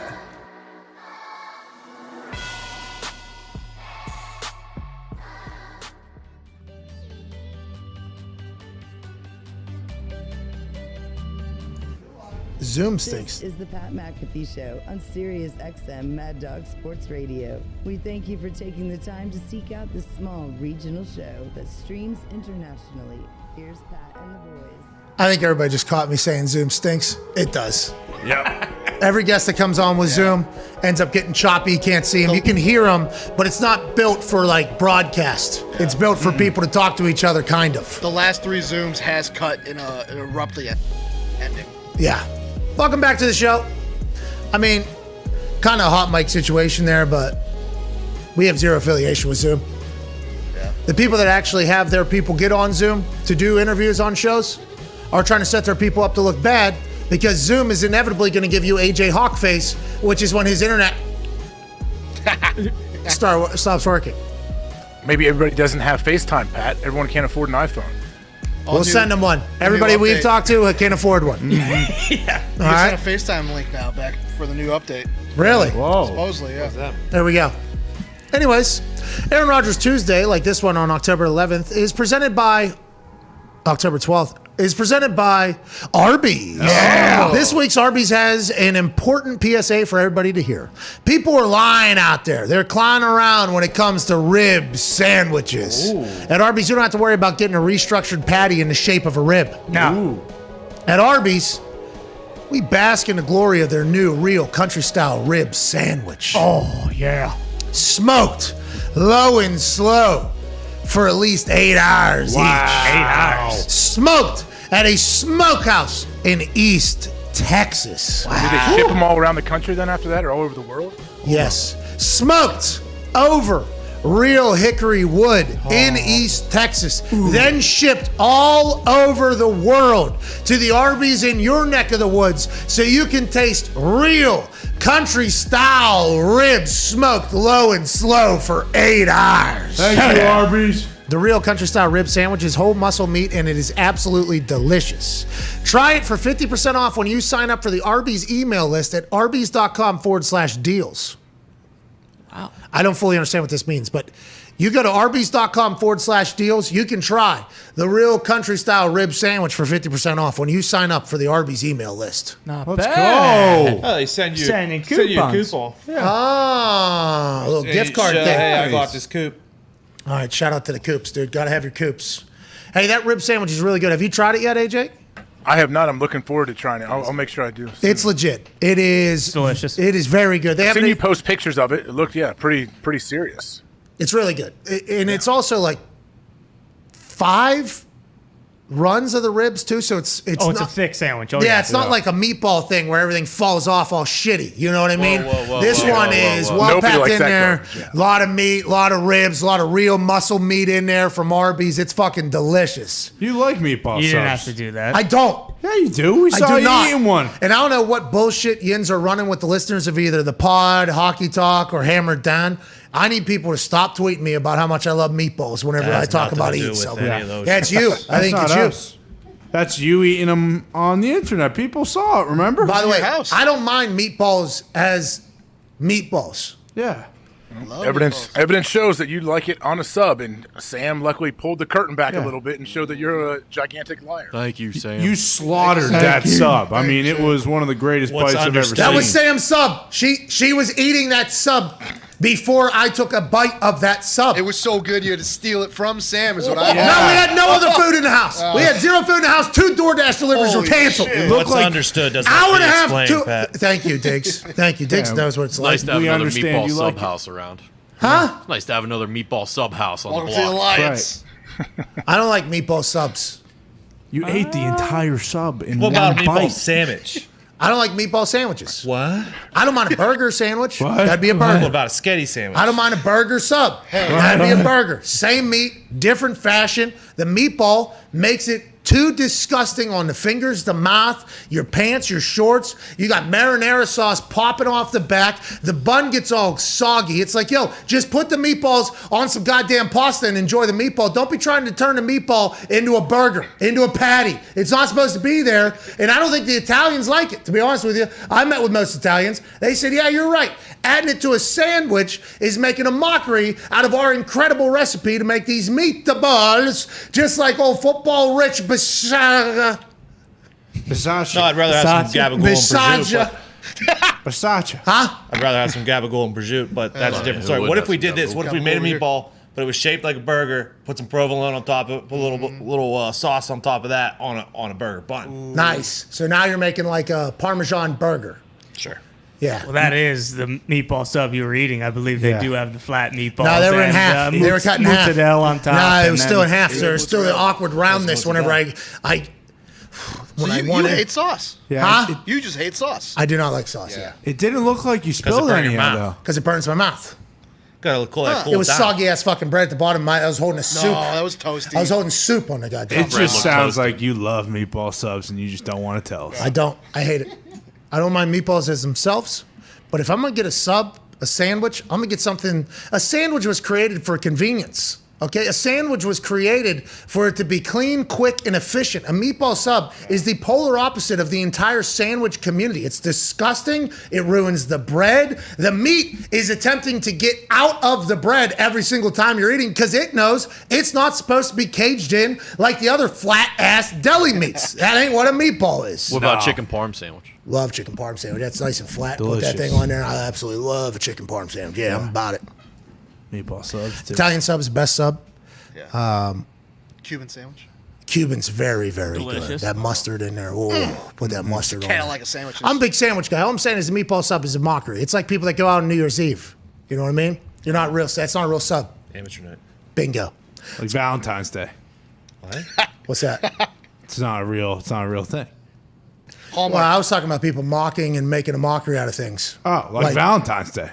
Well, that's love. It's making a mockery out of love. Is it? Let's go ahead and talk about it. Why do you think that? Because every day should be Valentine's Day, you know? Especially if you're in love. That's right. So if it's an actual love holiday, that should be 365. And that's how I've managed Well to said. stay single all these years. Because you're looking for that love that isn't just a Valentine's Day love. I just love myself every day like Hell it's yeah. Valentine's Day. Hey, if you don't love you, who can? That's right.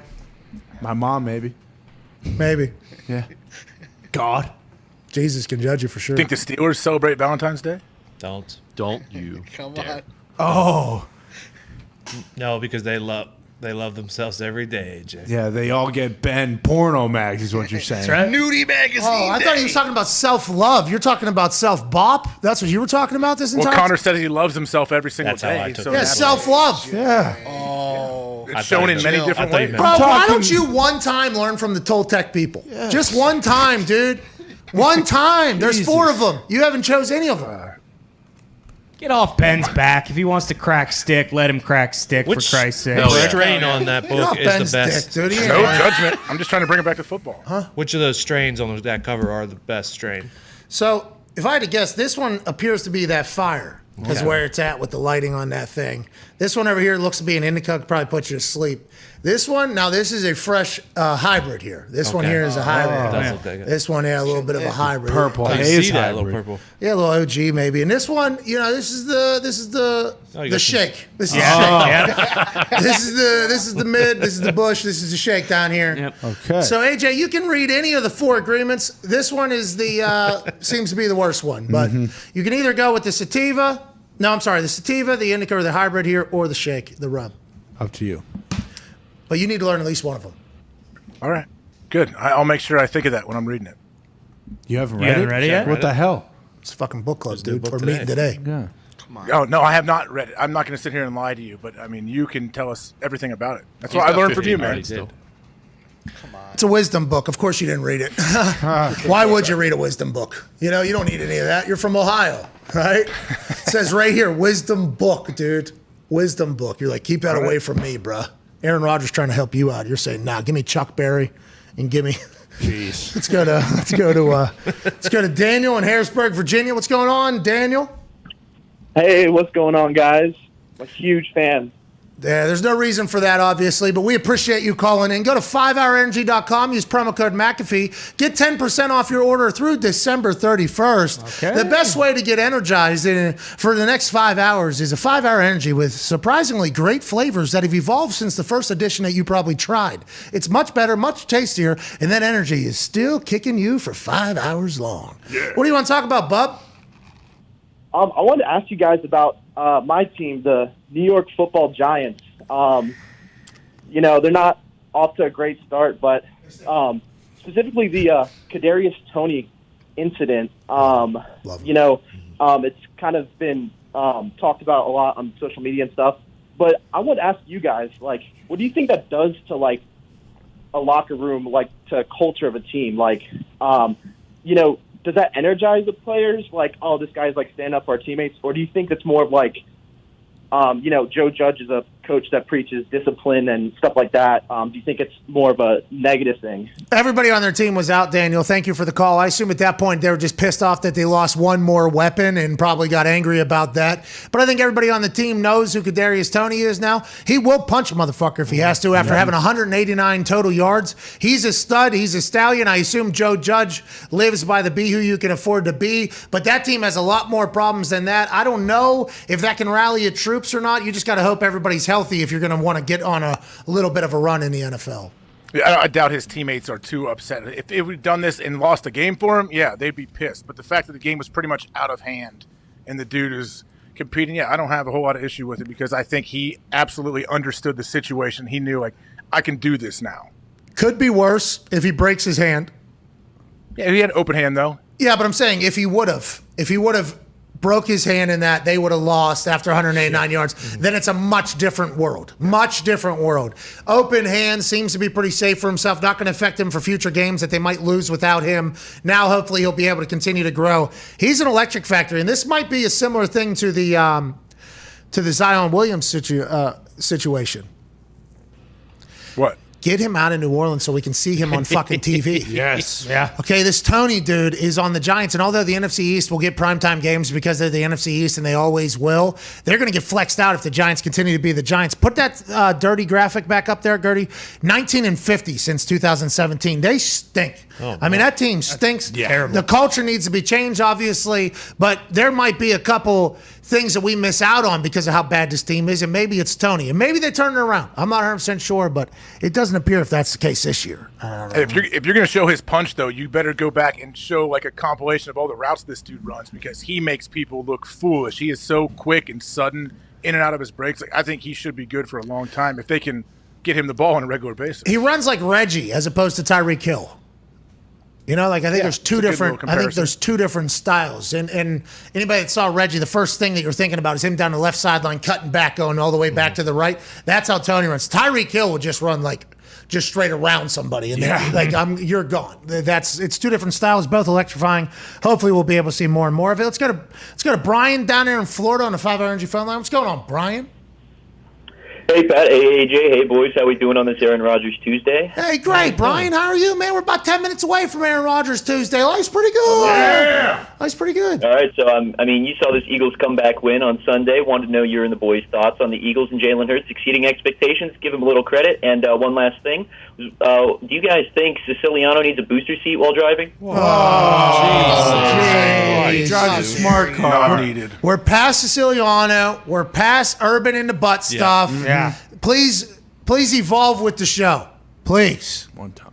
Golly. Including we you, know AJ. we know who to thank for Philadelphia's comeback. There's one man to point to, and he wears a tight fitted shirt on the sidelines and has a highlighter in his hat usually. The dude and a pen. Sirianni has changed everything for Philly. Coach Sirianni, why is the team so hit or miss, and what do you see for the future, you think, out of this Philadelphia Eagles squad that you will guide hopefully to the promised land? Well, I talked about it in my post-game presser. I said we have that dog mentality about 150 times in like a 3-minute presser, but we do. We have the dog mentality. You saw the way our defense played. Too many cats. Meow. Yeah. I want a dog. Do I have What's my that mean, extra Coach? bands on? We need more dogs. We have the dog mentality. Also, stop asking me to run the fucking football. We're not going to do it, okay? I will continue the screen game. Jalen's going to continue to throw it. We have the dog mentality. We will win the NFC What does East. it, to AJ's point, and he was trying to be a good journalist here, and I apologize for stepping on it because I thought back to that Coastal Carolina coach who literally meowed in his press conference about not enough dogs and too many cats. Everybody's looking for dogs and gangsters. What are dogs in your eyes, Coach Sirianni? Guys who are willing to go out and compete and do whatever it is that we need to do to win these football War games. daddies. you could say some of these guys are war daddies, yes, but once again, we're just looking for the dog mentality. And I think it kind of explains itself. I don't think I really need to talk about it much more because that's like in my presser. I just said it about 150 times and didn't really expand on it. Dog mentality explains itself. Well, the thing about dog mentality is it's a war daddy that's bought into the cause. I think that is what a dog is, right? That's the definition, yes. Is that OG or AWG? DAWG. Mm-hmm. Yeah, you want dogs. Dogs are awesome. You know what a dog wouldn't do? What? Give up in the middle of a hunt and go home with his tail tucked between his legs. No, he didn't. What are you talking about? Bounty hunter. Oh, jeez. What a surprise. He's hurt. He rolled his ankle. Give him a break. He has a GoFundMe going now. If you want to pay me to chase this guy around town, I'll go all the way back to Colorado. Fraud. We thought you had him in the fucking swamp, dog. You lost your fastball, dog. I seen you catch a guy on ice in the middle of the woods in Hawaii with a paintball gun not too long ago. Aaron Rodgers Tuesdays on the other side, of course. Of course.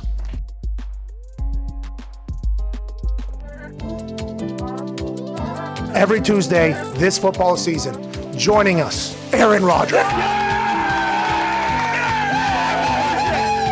Every Tuesday. With That doesn't get you going for a game? Are you kidding me? No, but I have a funny Creed story. So, in 2007, we're playing the Dallas Cowboys on Thursday night. We're 10-1. I have long hair, and I'm a backup. And before the game, we walked down the field, and I don't know if it was on purpose, but our intro song was Creed with Arms Wide Open. I looked to my buddy Nate Weir, and we both said, this is going to be a good night. And that was the night I came in off the bench and changed the narrative about me from, possible draft bust to, hey, this guy might be able to play, maybe. Thank you, Creed. Yeah! Why am I having so much fun? Bingo. I have just a new and increased love of life. And I've made decisions and changes and habits that put me in a lot better headspace. And there's just a lot of things that have come together in my life over the last few months. And it starts with love. And then surround yourself with people that you really enjoy. To get sentimental, this show is just another step in that. What is the longest you've ever thrown? Do you even know that number or do you not care? Yeah, somewhere between 68 and 70, Pat. I don't know, right in that sweet spot.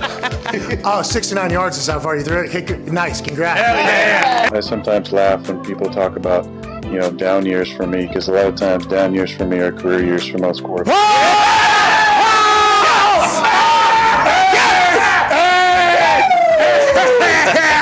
That was awesome! You said in the interview that you would add an extra finger to your scotch drink or whatever? It was a long night. We didn't get home. I didn't get home till like 11:40. Look at how much scotch that is. Is that what you did? It's not that much. That's 4 fingers, dude. You said you normally do 3. That's 4 right there. But you have those fat sausages. Why is football the greatest sport on earth? One main reason. It is a true team sport. The love is not just about our sport. It's about competition. And I think there's nothing in the world, for me, that fills that need and that hole I have like competition. Yeah, they wouldn't show it because I play for the Packers, but I had a pretty sweet no-looker to Devontae on the last drive that kind of set up for a few plays. I'm so thankful Patrick Mahomes brought that into the NFL. I know. Yeah. You know what I mean? Good for him. Yeah, I know. Since none of us have been doing it for long. A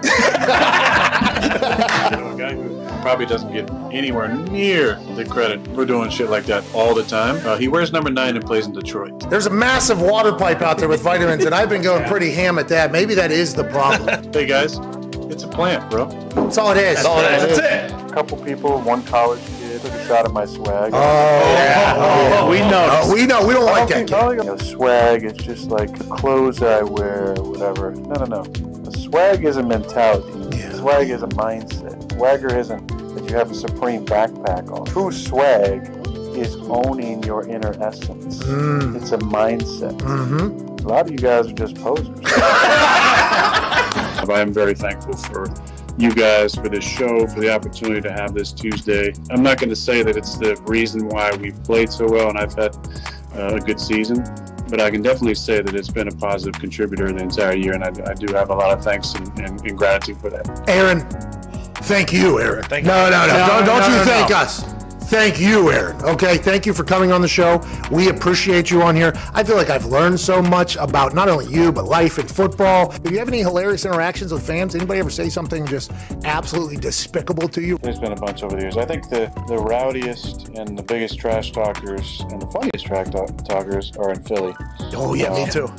You know, one of my idols growing up was Alex Trebek. They're doing some guest hosting spots, and it's going to be released here pretty soon, but I have the opportunity to do one of those. Let's go!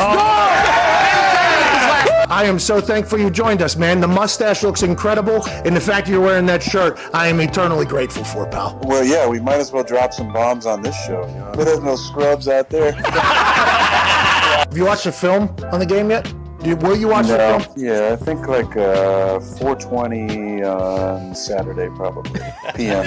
Central Time. Were you at all surprised to see the wild speculation out there after your post-game comments? I don't feel like I said anything that I hadn't said before. It was more a realization, I think. Ultimately, my future is not necessarily in my control. Now, obviously, after the season that I had and, potentially win an MVP, we obviously made it another good run. I don't think that there's any reason why I wouldn't be back. I don't think people are used to hearing the truth from athletes. So when they hear the truth, it's so surprising at times. That's why this show, I think, has been so different. There's times where you let your mind go to maybe, I'm going to be a Packer for life. I'm going to be like a Tim Duncan or a Jeter or a Kobe and play with one team my entire career. I think naturally you dream about that. I think I've realized this year with the conversations, you do seem to be a rather normal human. And you guys know, we've talked about this off air, but there wasn't like some agenda doing this. It was like, fucking talk to Pat and AJ every week? Yeah, sounds pretty awesome. But what it's allowed me to do is, I think, silence all the douchebags out there who were, talking for me. You know what? I'll say it. What? Aaron Rodgers Tuesday is happening.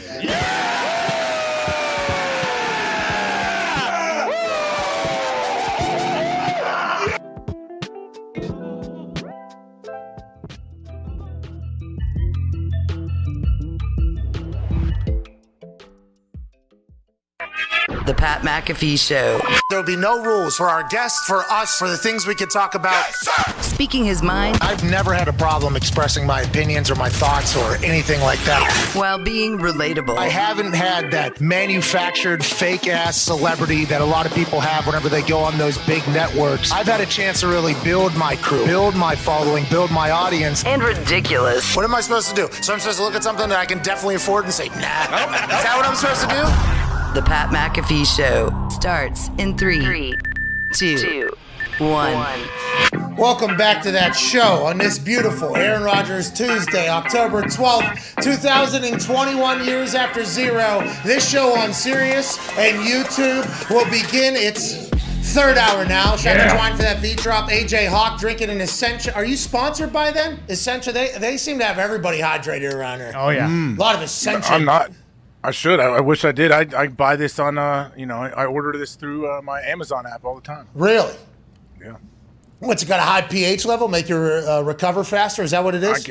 I don't know. I just like the size of it. I like that they're big bottles. Yeah, I used to drink Voss all the time because I could do cool bottle tricks with that thing. Yeah. The bottle is a big deal, and it turns out we might be in the middle of a bottle crisis. I don't know if everybody knows that. Plastic shortage. And I've also heard going into the holiday season might be some holdups on some shit. You might want to get in early on your gifts due to the world and everything going on down there. But enough about the real world. Let's talk about a little NFL football. Last night, the Colts lose to the Ravens in a fourth quarter comeback for Baltimore that'll be talked about for a long time as maybe a pivotal point in Lamar Jackson's career, where he put a lot of doubters on notice and haters on watch as he became a superstar, completing over 85% of his passes and throwing for over 400 yards in a beat of the Indianapolis Colts that has caused me to buy $5,000 worth of crab cakes for listeners of this show and $5,000 of crab cakes, which I'm very happy to be a part of, to Baltimore first responders from Jimmy's Famous, who is a massive Baltimore Ravens fan. We had a game on the line.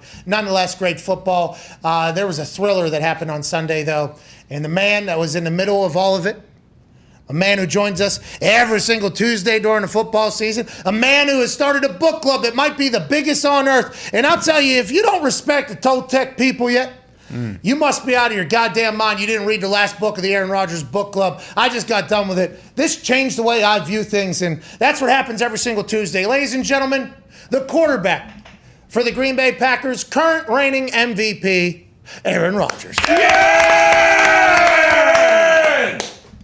I can't wait to hear the cliff notes you got from Connor on this. Well, it's interesting you say that because Connor actually just finished Ram Dass's Be Here Now, the entirety of that thing. And he said that I need to look into it because there's some, really cool stuff that he's dove into. So this one was all me, wasn't it? That's right. This one was all me. And to be honest, when we broke down the cover, we decided that it was a indica, then a hybrid, then a sativa, and then there's a little bit of rubber shake down here on the end. And I think this one was fantastic. We'll dive into the book club later, Aaron. Thank you for joining us. You look incredibly happy. What a heart-racing game that was in Cincinnati. Did you talk to Mason during the game, after the game? How has that gone with old buddy who's a legend in his own right about a rough day?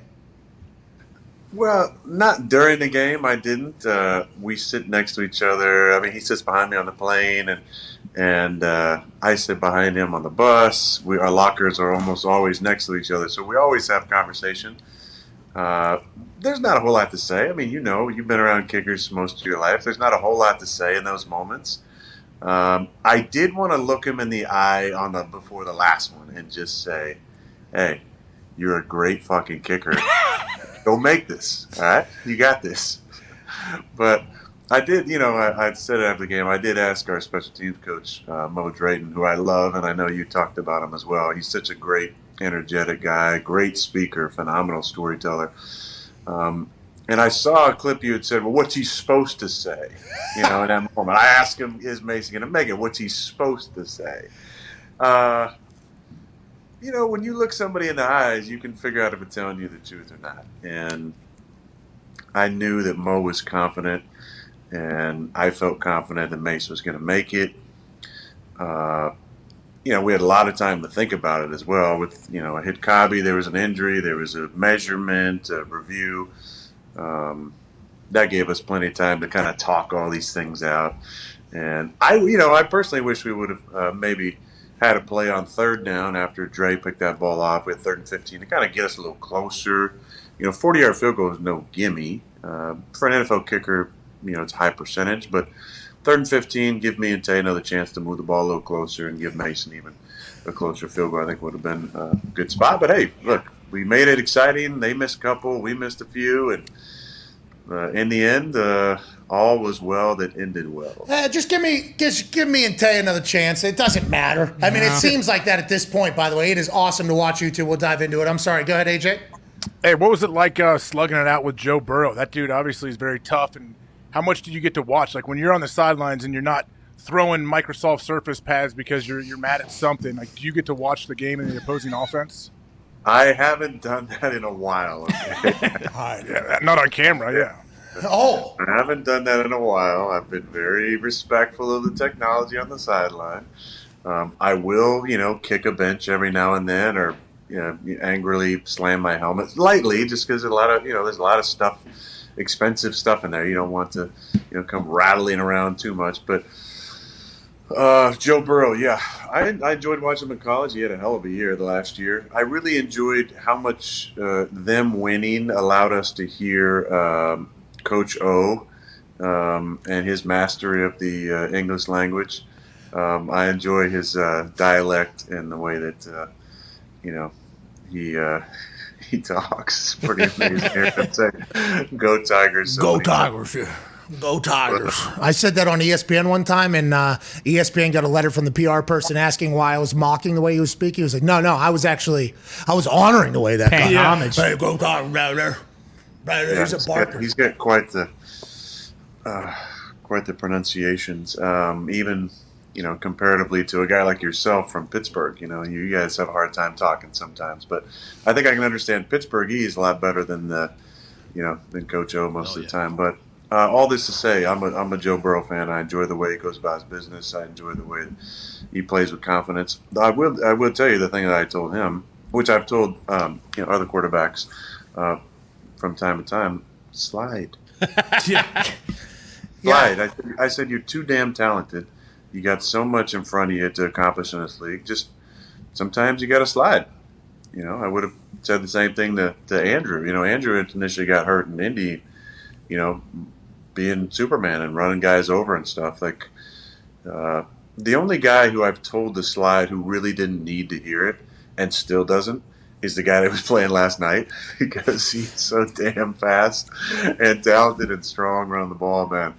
You could keep running like that for a lot of years, Lamar. You don't need to slide. But everybody else, just slide every now and then. We talk about take on a bunch of guys. Hey, we talk about this with Carson Wentz. The guy sprained both of his ankles in one play, okay? And I wasn't like a Philadelphia Eagles fan, so I never watched him as much as I do now whenever he's in Indianapolis. And I got a chance to share, obviously, the locker room with Andrew Luck when people were trying to tell him the same thing that you were echoing to him about sliding. And Andrew... It felt like Andrew had it made up in his mind that he'd be disrespecting football if he quit on plays or something. Like that's not how football is played, basically, is how he viewed everything. I think Carson's the same way. Joey Burrow seems to have a very similar mindset. I mean, he dove, nosedive, got twisted into the ground, and then he got back up and threw a dime 5 minutes later, and people were like, no, Joey likes getting hit. It wakes him up. I'm like, God, well, let's keep him around a little bit. That's hard to do, I think. Did you ever have any of those moments, or have you always been very smart with your body whenever you're young? Because you move a lot more than people give you credit, obviously.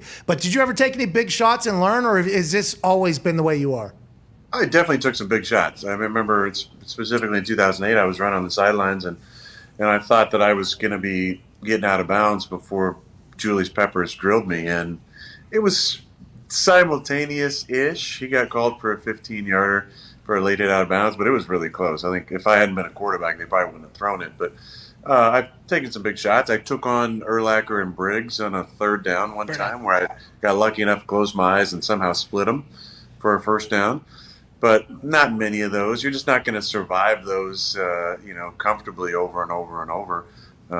Some guys, can obviously more gifted physically, like Lamar and some of these guys, can run away from those guys and run around those guys. And I remember playing against Cap in 2012 playoffs. He rushed for 170 yards, and I don't think he got touched really the entire game. Otherwise, from sliding or running the end zone or running out of bounds, I don't think we got his jersey dirty at all. So some guys can do it, but I think for a lot of us, it's just smarter many times to just slide. And we all, I understand what Andrew was saying and Carson was saying. You feel like you're a part of it when you're taking a shot, and you got your pads on for a reason. And some of the rules, they're giving penalties out for hits that aren't really that damaging, or brutal.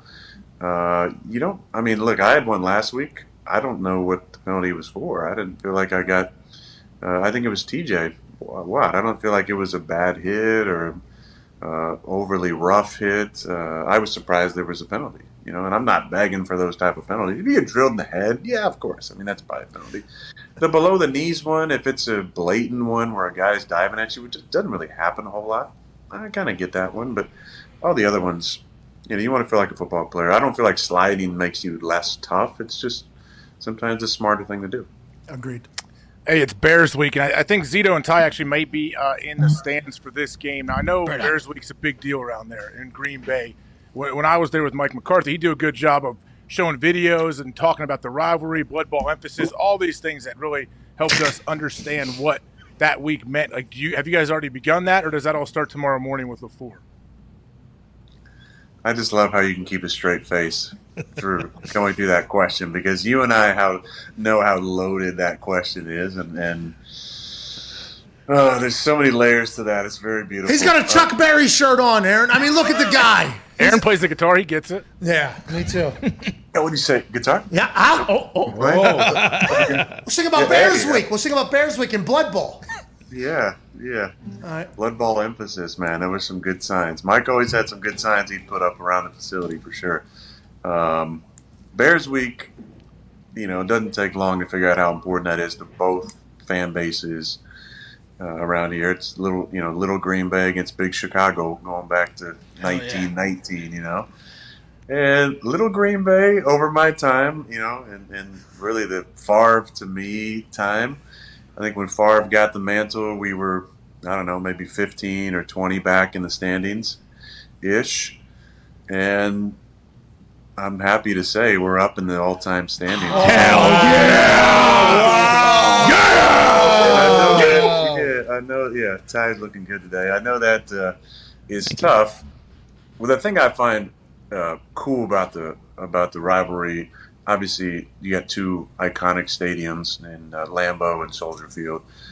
Great venues to play. We've had some phenomenal games over the years, but you know, when especially Chicago, they've had a few more coaching changes than we have over the last 17 years or so. But most of the coaches that come in, they always say, you know, one of the main goals is to beat Green Bay, and that's how special the rivalry is, because people know, you know, it's for the last 14, it's going to be how you play against Green Bay is going to determine what happens in the North. And there's been some bad blood over the years with Chicago. There's been some more cordial games. I'd say that, you know, they're playing well. They're 3-2. They've won a couple in a row. Their defense is playing really well. Robert's having a good season. Obviously, Mac is still one of the top players in the league. Akeem Hicks, our old buddy, you know, is an absolute stud inside. He's a space eater. They got a couple great linebackers, real good on the back end. So, you know, it's always going to be a fun week. It's always a great test. I love playing in Soldier Field. I have a lot of respect for those sports fans in Chicago. They're great fans. Thank you. We've had some rivalries over the years. I'm not asking them to like me at all, but I do appreciate the rivalry for sure. Aaron to Chicago potentially with how he just said he likes sports fans. If Justin Fields, I mean, Justin Fields is a stud. Fields mania, obviously. But to your point about Chicago and Green Bay being a massive ordeal in the building, Chuck Pagano is on record as saying he retired because he didn't want to fucking play you anymore. Literally, he said, I'm out of here. I've been around a long time. I don't want to have to prepare for this guy 2 times a year. And I assume that's Green Bay as a whole, but you've obviously added into that. I took some notes from the game on Sunday before we get to Chicago. Is that okay? Yeah, please. Can't wait. All right. I'm obviously at sea level when I'm writing these down. Ball broke up on pick. Does it just slip out of your hand? Was it an obvious duck? What's that ball process like, finding out what did you get a bad ball in there on that pick? Did it slip out of your hands? It looked like it broke up a little bit. I saw you were pissed off. How'd that happen? This will go in order of the game. They tried to trip you again, by the way. That happened, and then the pick happened. So there's my 2 notes. Yeah, I have a nice Charlie horse on my quad from that. I'm hoping third time's the charm. I've been tripped the last 2 weeks, no calls. Hoping the third time is the charm. I don't know if they thought, you know, the first one was so blatant, this one was a little less blatant. Maybe they cancel each other out. I mean, Hendrickson put that big leg out there. It was like a gate out there. I mean, there wasn't even a thought of that being a call either, I don't think, by the commentators or the refs. Yeah, I mean, I think the one thing that you might not have seen on TV, and sometimes this gets kind of lost in the broadcast, is the wind, and the wind was significant. Yeah. Definitely for both field goal kickers and throwing it. So when we were going, which probably would have been left to right on the screen, but right to left from our sidelines, the wind was blowing hard towards the Cincinnati sideline and from the open end.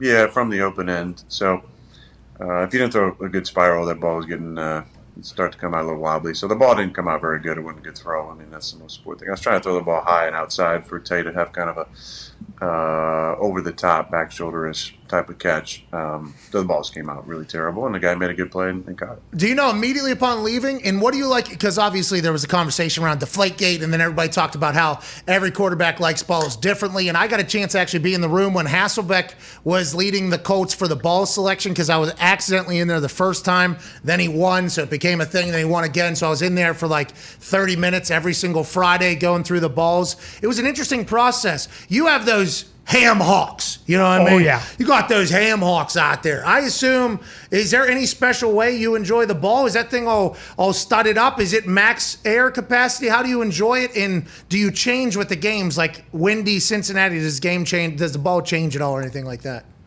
Not really. I like them kind of the same way every single week, and have for the last 14 years. The range of acceptable inflation is, to my knowledge, between 12.5 and 13.5 pounds per square inch.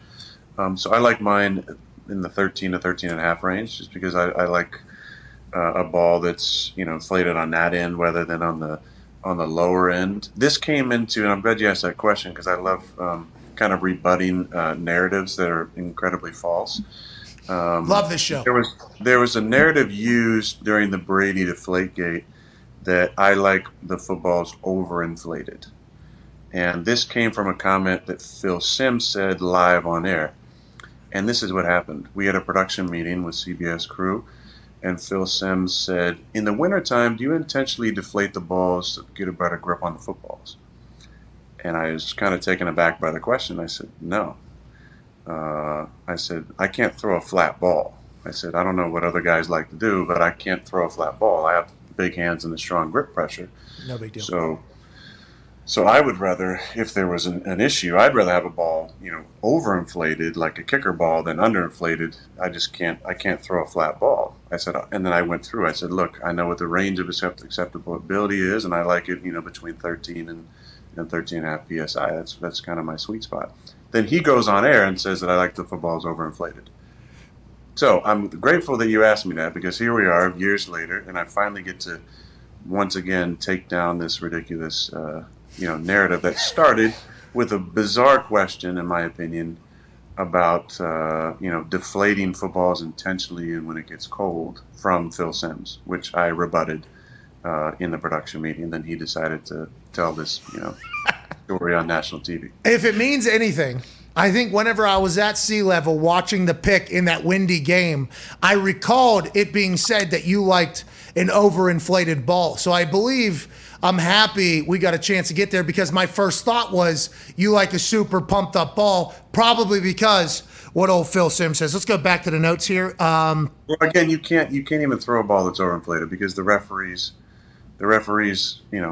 have the ability to go through the bag before the game, and they check PSI levels on every single football that's acceptable. So I hope they don't take air out, but sometimes I think they do. From a ball that might be 13.4, they might take it down to 13 or even 12 and a half. That's what they want, the standard for each of the footballs. But the way I submit them is between 13 and 13 and a half PSI. And not that anybody cares, obviously much different conversation.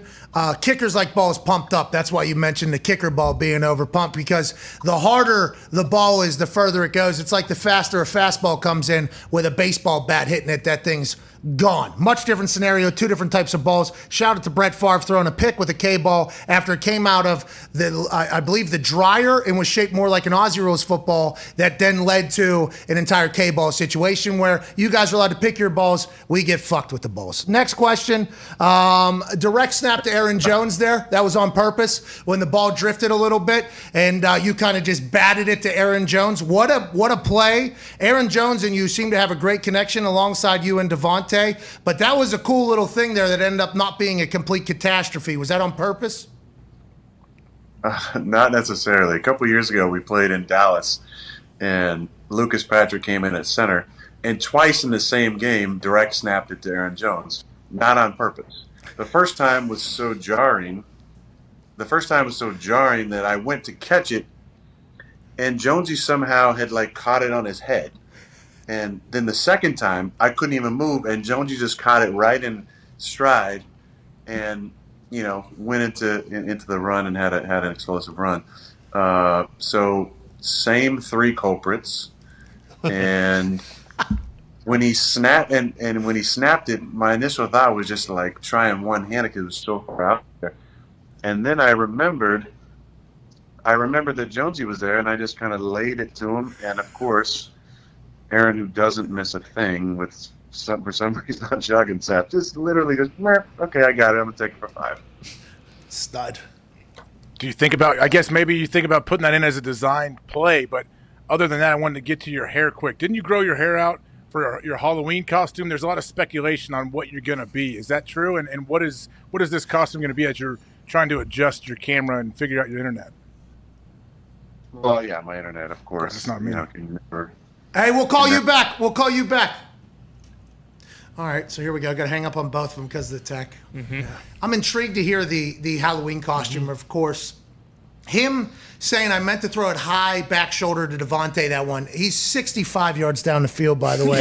Just saying, I meant to throw it high. He kind of slipped out a little bit. The ball deflation, inflation thing is also a fascinating one because I do remember, I didn't know it was Phil Simms. Obviously, He remembers. Obviously, he remembered that happened. That was probably called into question during the entire reporting, by the way. The investigation Aaron was probably called and asked how he liked his ball. Hey, it was reported that you like it overinflated. Is that right? Is Tom Brady being potentially misprosecuted here because everybody does something? Who said? Phil Simms said that. That son of a bitch. We're back now with Aaron Rodgers Tuesday. Great connection. Aaron, to follow up with what AJ said, the beard seems to be back. Great growth there on your face. You look fantastic. The hair still going. What are we doing for Halloween?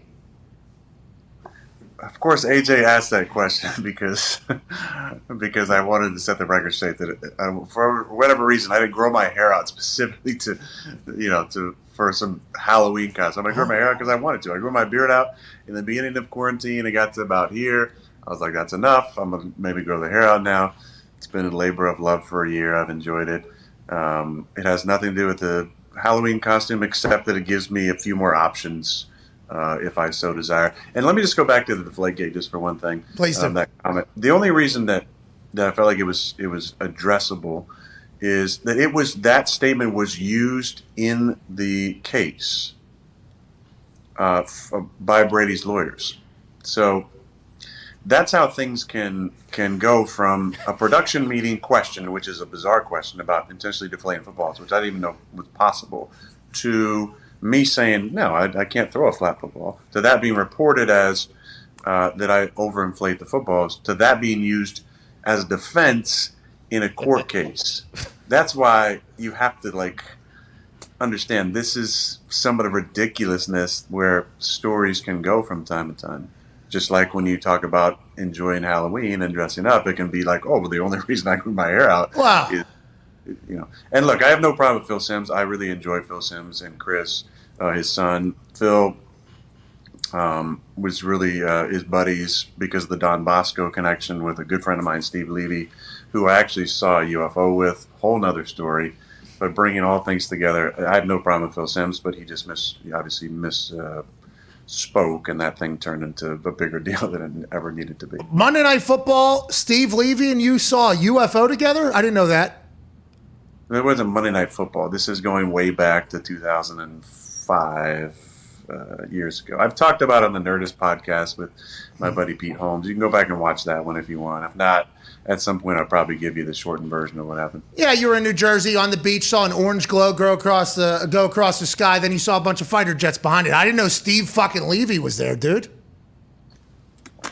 Well, I don't know if you Steve Levy from Don Bosco Prep, Steve Levy from the California Golden Bears. Might not be the Steve Levy. Not ESPN. Oh, so it's not Monday Night Football, Steve Levy? Oh, okay. It's not Monday Night Football, Steve Levy. No. I was about to say, because you've said that you muted Monday Night Football every once in a while, and now I'm hearing you saw a potential alien with the guy. I'm like, what the fuck did Steve Levy do to you? That was, I'm sorry, different Steve Levy. Same name, different dude, aliens. Yep. How you doing? Keep it moving, all right? How big was the UFO? Is it like, hey, that's definitely a UFO? Did you think of that? Next time, my friend. Next time. Like a Cessna. Okay. Was it big? Was it fast? What was it like? Look, we got to keep it moving, man. This is not. No, just tell me. I mean, I've been reading the 4 agreements. I think one of them was, hey, be sharp with the tongue or whatever. When you saw this alien in UFO. That was one of them. Be sharp with the tongue. What are they right now? Well, the thing about it is it's a wisdom book, and one of them is you got to be impeccable with your word. And whenever you're speaking, you got to understand that. And then when other people are speaking, you can't take anything personally because it's more about them than it is about you. And then you obviously don't make an ass out of you and me when you assume things. That is obviously number 3.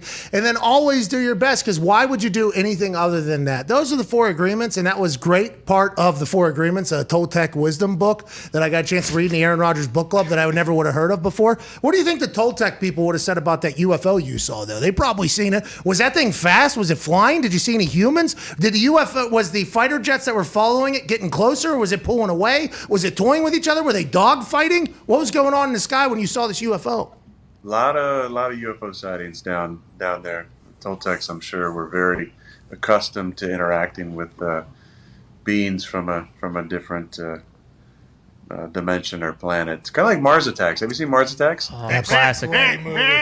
I've not. Is that what the UFO look like though? If I watch that movie, I'll watch that. I'll read a book and then That was it. Yeah. Do they have the book Mars Attacks? I'd rather read that now that I've understand that the book is much better than the movie. You know what I mean? That's my new thing now that I'm part of the Aaron Rodgers book club.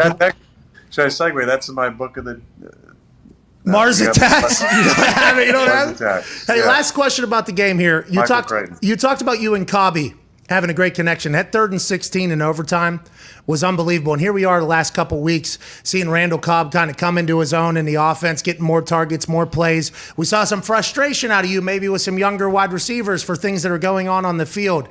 How do you continue to evolve with wide receivers that you potentially don't know enough about or aren't on the same page yet, while also building back the Cobb and having Devontae Adams who you feel like you can beat anybody at any time with? How do you build all those relationships in such a quick season?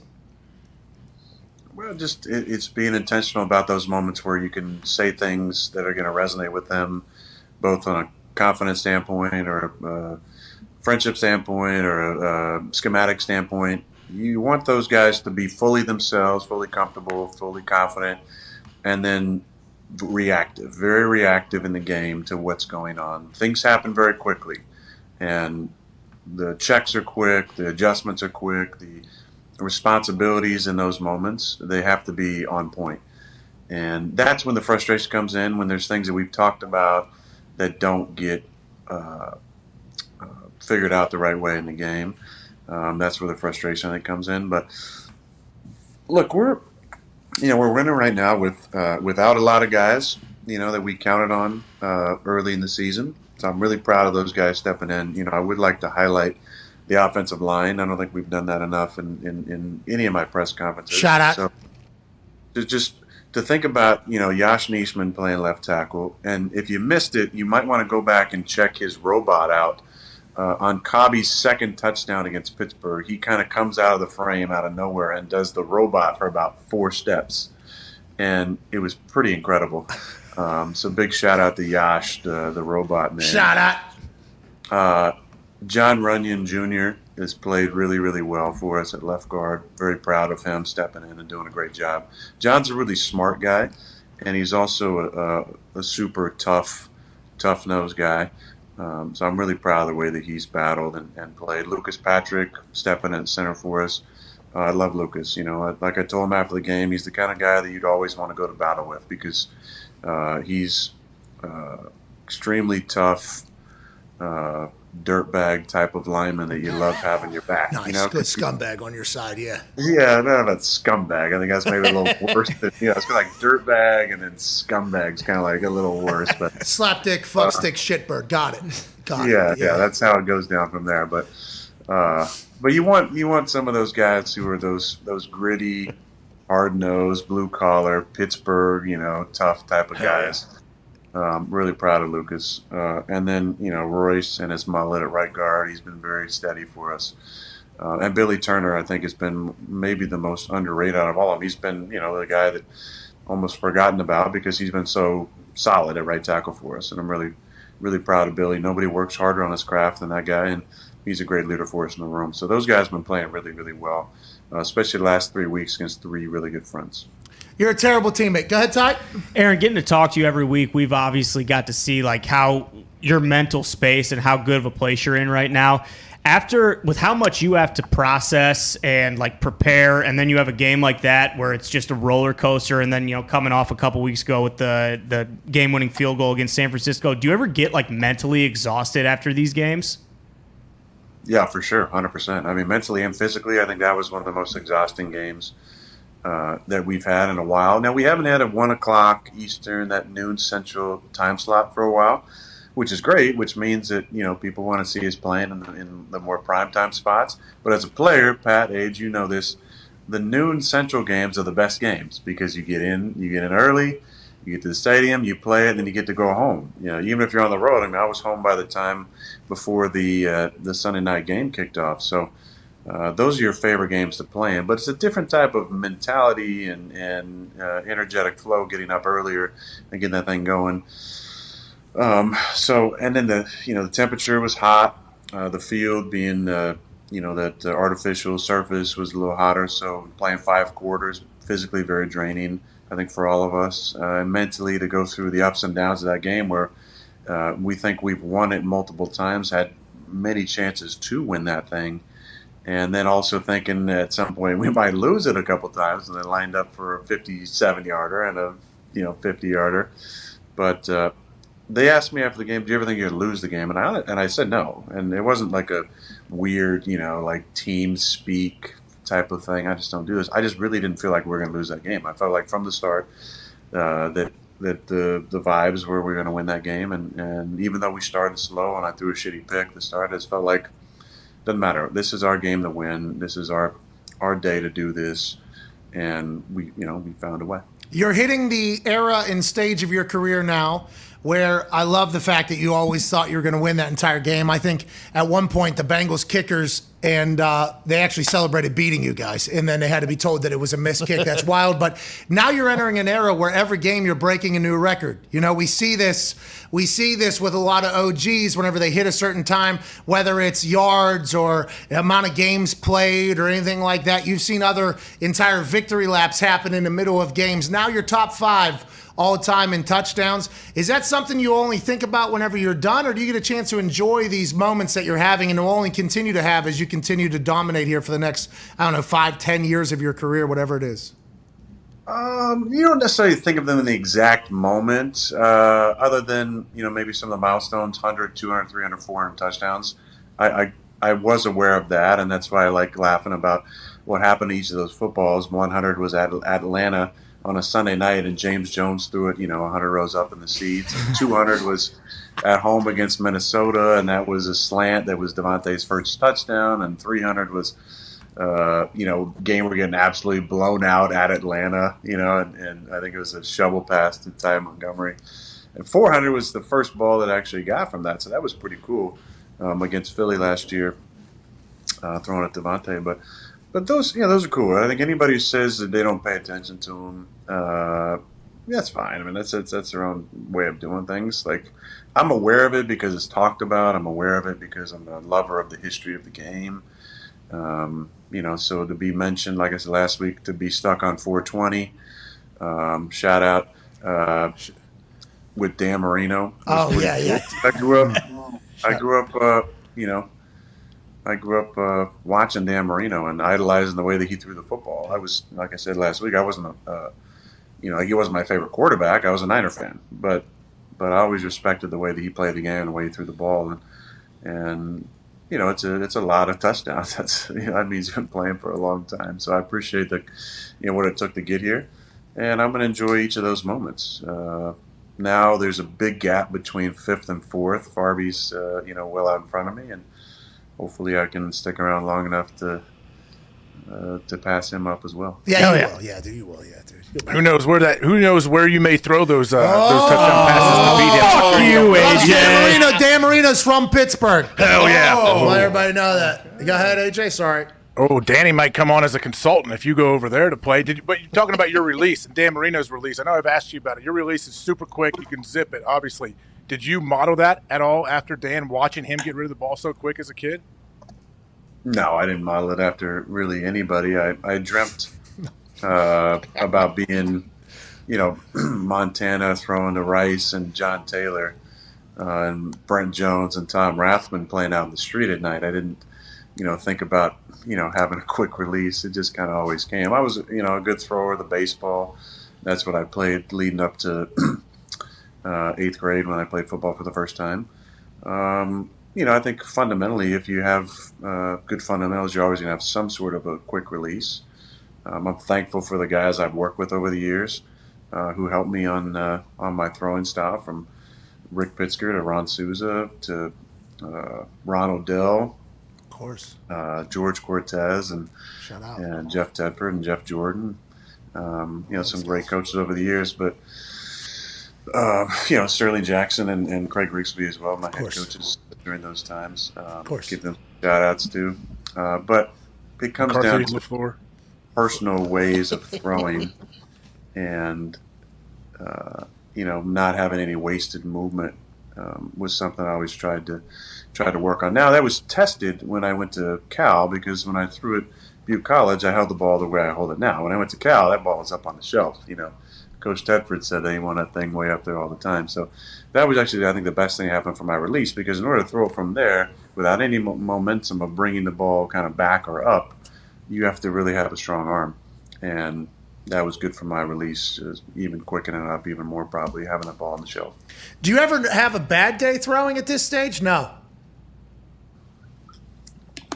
Not really. I don't know even what a bad day would be. I mean, it's how many missed throws is a bad day? Like, I had a shitty throw spiral wise on the pick, and other than that, I threw the ball pretty much where I wanted to the most of the game. I think that usually happens. There's some things that can get in the way. I mean, look, I missed the throw. I missed one other throw. We had the ball late in the game, 22-all, and made an adjustment. We kind of screwed it up front, and I had Devontae run the corner out, and I missed him by, I don't know.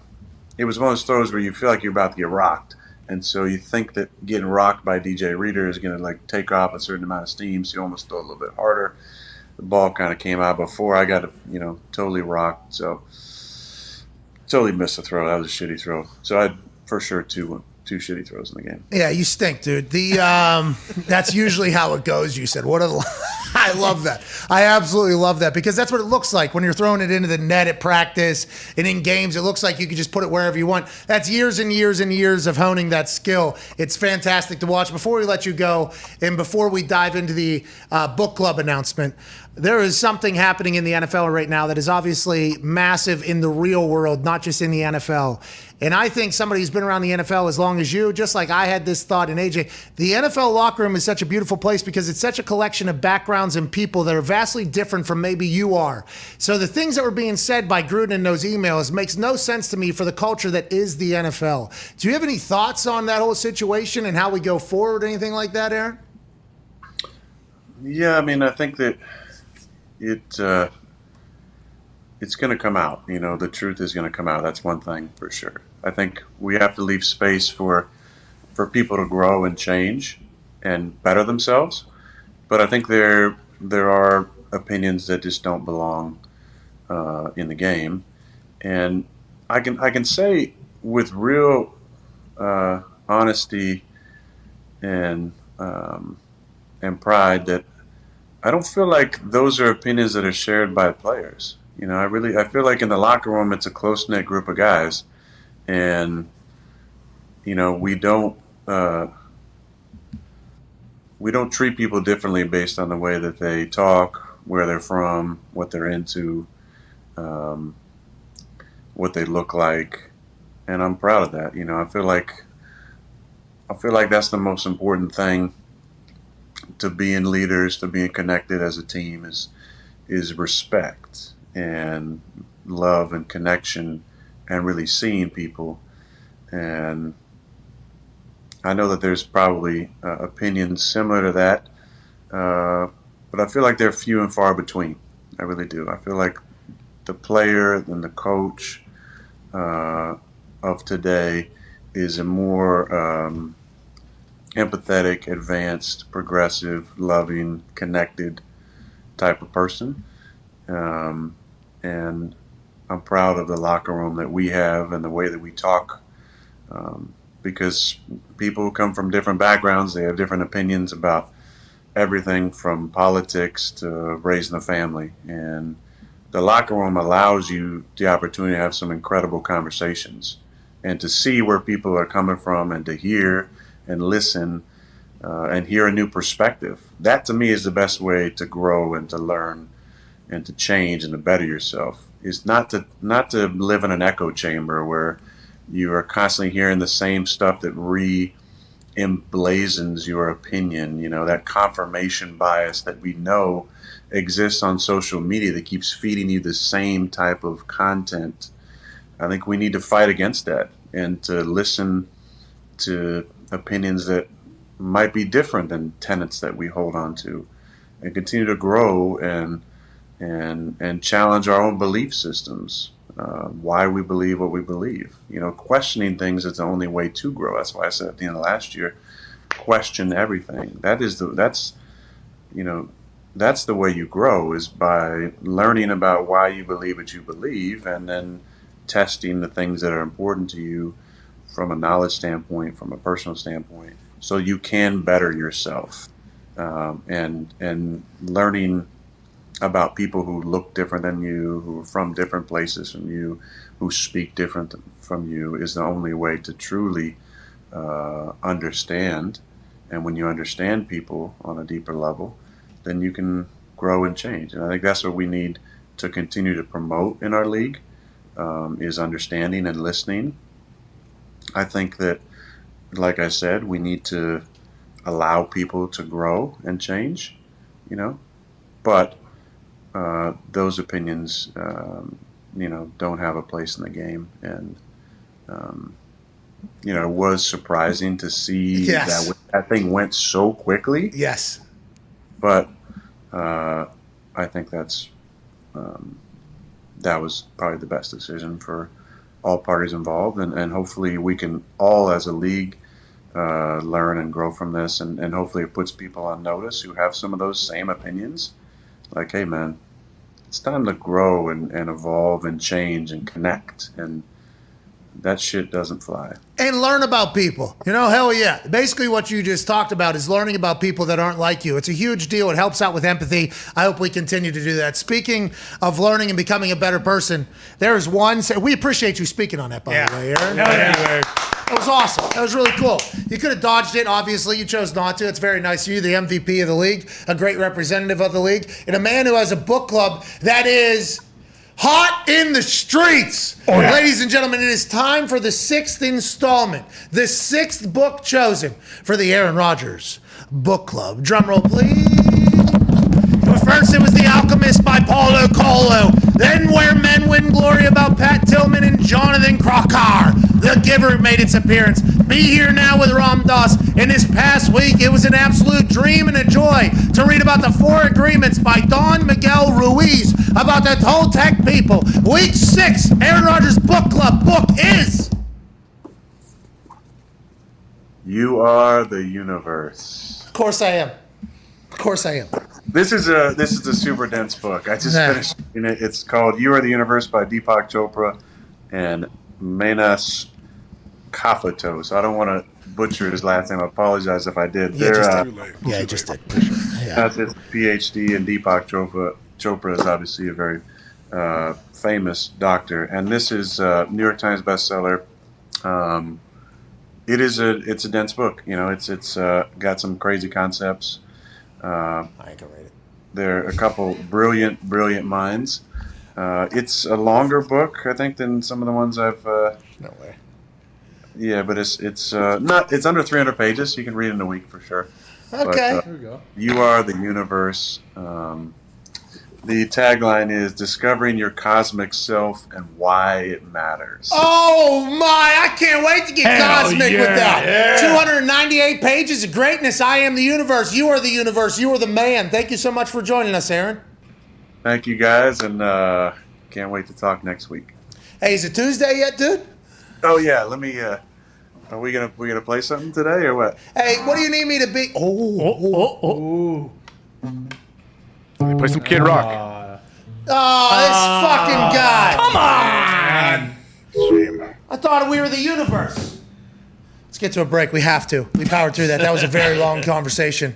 Thanks to him, man. He didn't tell me much about the UFOs, but it was nice to chit-chat with that guy every single week. I legitimately look forward to Tuesday so much. Yeah, he seems to be in a great spot. Seems to be happy and confident moving forward. That is not Aaron playing against. Yeah, I thought it was. We're back in 4 minutes. This is the Pat McAfee Show. Aaron Rodgers, Tuesday, October 12th. We'll see you in 4.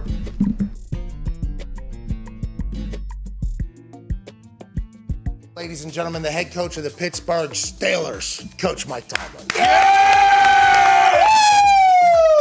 Oh Oh, man, Pat, it's an honor to be on with you, man. Thanks for having me. You're a legend. Thank you for putting me through my workout and having the scouts actually come watch me kick at West Virginia. I don't think I've ever fully thanked you for that moment, Coach. No, man.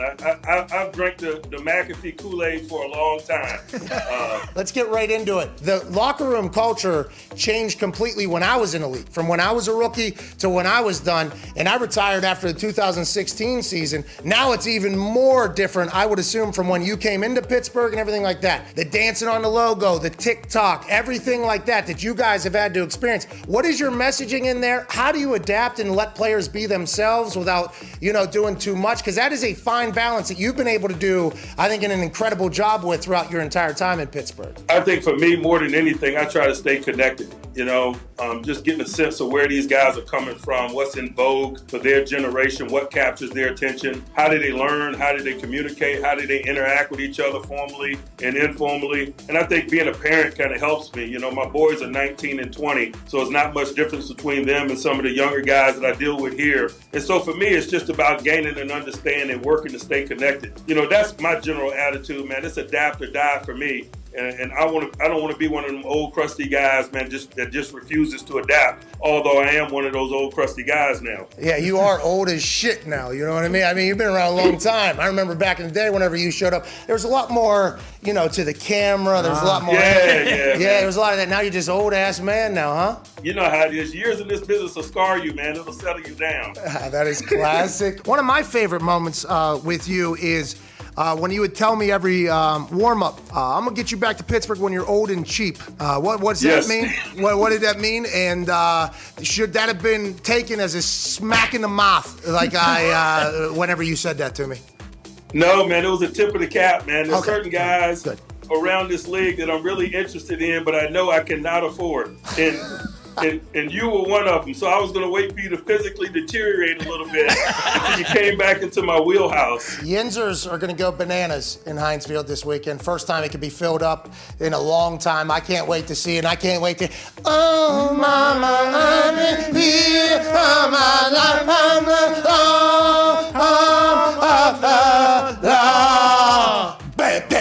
Is that your alarm clock? Yeah, just say yes, by the way. Yeah. It's my ringtone. It's my alarm clock. We appreciate you, Coach T. Last question before we let you go.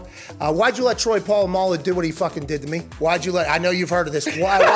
Well, that's a short side of the field. That's bad football. You guys coaching unsound football over there in Pittsburgh? How did that happen? We know you and love you as a man. But on Sundays in the fall, man, you're the nameless gray faces that we... All right, ladies and gentlemen, head coach of the Pittsburgh Steelers, never had a losing season, absolute legend, two-time Super Bowl champion, Mike Tomlin. Yeah! Thank you, Coach. Assume Raj had to walk in there and do a full... You know what I mean? Yeah, the whole curtsy. Hey, we're coming. We're bringing a big sports stooge thing over here. Is that okay? Yep, deal. Perfect. Let's get some tea. Let's get the fuck out of here. How do you think that went between Raj and Clean? You think she liked them? Yeah. I bet she liked him. She probably knows a lot. Like, what if she's sitting there and then all of a sudden she's like, so what about the Deshaun Watson situation? What about the Deshaun Watson situation? What about the Deshaun Watson situation? That was spot on accent. Hit that one out of the park. Like, what if she's really dialed in to the NFL?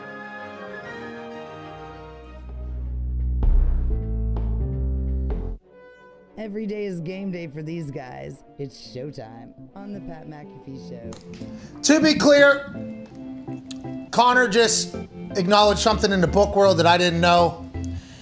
It is suggested under the Ram Dass book, You Are the Universe, by the author that wrote an incredible book about me being the universe. Yeah, and there's some terms in the book that will also lead you to the You Are the Universe book. Here we go. Today's show is brought to you by SeatGeek. SeatGeek has been great to us this football season. Coming up, jeez, that was a tough start there. I mean, I was stumbling out of the gates there. I am not the universe right now. I will strive to be at one point. SeatGeek has been great to us this football season. Coming up clutch for ticket giveaways and making sure we all get back to living life again. Hell yeah. But maybe the best thing they've done is make all football tickets 15% off to all users. No code needed. Just click the link in the description of our YouTube video right now, and a 15% off code will be auto-applied to your account. Doesn't matter if you've purchased on SeatGeek before. We have no clue clue how long this offer will last, so jump on it now. Many in the office have used it. We got a chance to send Lulu to a game up there in New England with it. We've given away a bunch of tickets. SeatGeek is the greatest, 15% off for everybody. You're alive, but are you living? Go live and experience something live, especially an old bowl game. Keep your head on a swivel, because there might be a little bit of anxiety, but also don't be an asshole and you'll be okay. AJ, what do you see coming out of that conversation with Aaron Rodgers tomorrow being a big talking point? You think anything? Oh, yeah, I don't know, man. A lot of stuff, I guess you could. I'm sure his well thought out, stuff on Gruden's situation and how his locker room is there in Green Bay. I'm sure people will want to see. And I don't know, the UFO stuff, you think that's gonna be the top of the list? I don't know. I'm trying to get more out of him later time. Maybe we'll play a guitar and talk about it one of these Aaron Rodgers Tuesdays. But him, telling Joe Burrow what to do, Boston Joe Burrow, probably going to be the big takeaway. I can't thank him enough for his time. That was 46 minutes this dude just chilled with us on a Tuesday in the middle of the season. It's absurd. I'm so grateful and thankful for that. Hey, if he would have, let's say right after the game, he goes up to Joe Burrow and he's like, Joe, hey, man, you got to start sliding. If Joe would have spit in his face, do you think Cincinnati fans would respect him more? You tell me. You're in Ohio. I think that's an Ohio thing to do, isn't it? Right? I feel like that's... No, not to spit in people's faces, but I'm just saying, if Joe's like, hey, I'm going to do you don't tell me what I need to do. You're not my dad. You're right. Ohio people wouldn't spit in their face, but they would if you were to spit in their face. They would fight you back. I mean, Ohio, everybody would fight the person. I think most people would, right? If they get someone spits in their face. No. Ohio, I don't know if some states are going right to a lawsuit, That comes later, I guess, usually. Not Ohio, I don't think. If Ohio's anything like I think it is, I don't think that's... I don't know what you think Ohio is, but... I think it's just a bunch of U's running around. Yeah, filled with dirt. Just a bunch of meatheads. Sounds like fun. Yeah. Aaron kind of said those Pittsburgh dirtbags. Yeah. I think that kind of extends into Ohio as well. Or the level up Ohio scumbags. No, I didn't say that. No, I did. Okay. That's not what I meant. Second. You said what he said about Ohio? Second. Ohio's its own country, dude. We know it, you know it. Yeah. Good for you, man. I hope you feel better about yourself. Jeez, don't get so offended, dude. Hey, don't take anything personally. Stop crying. Agreement number 3. Don't take anything personally, dude. You fucking need Chris Mad Dog Russo. That wasn't offensive, dude. That was like a badge of honor. I'm not offended. Get some tissues, Oh, good for dude. you, guy. You said you are. Way to high road that. Welcome to PMS After Hours, where we talk about everything that AJ Hawk got offended by today. Representing Ohio beautifully. It was a fun day today, man. Yeah. Prater gave us an interesting conversation. I love that guy. Tom Telesco was awesome. Everybody kind of stepped up to the plate, too, whenever it came to, hey, we can't have what was happening with those emails in the league. That is not what our league... What did Telesco say? I don't want to make you go back through it, but he addressed it, right, when you asked him?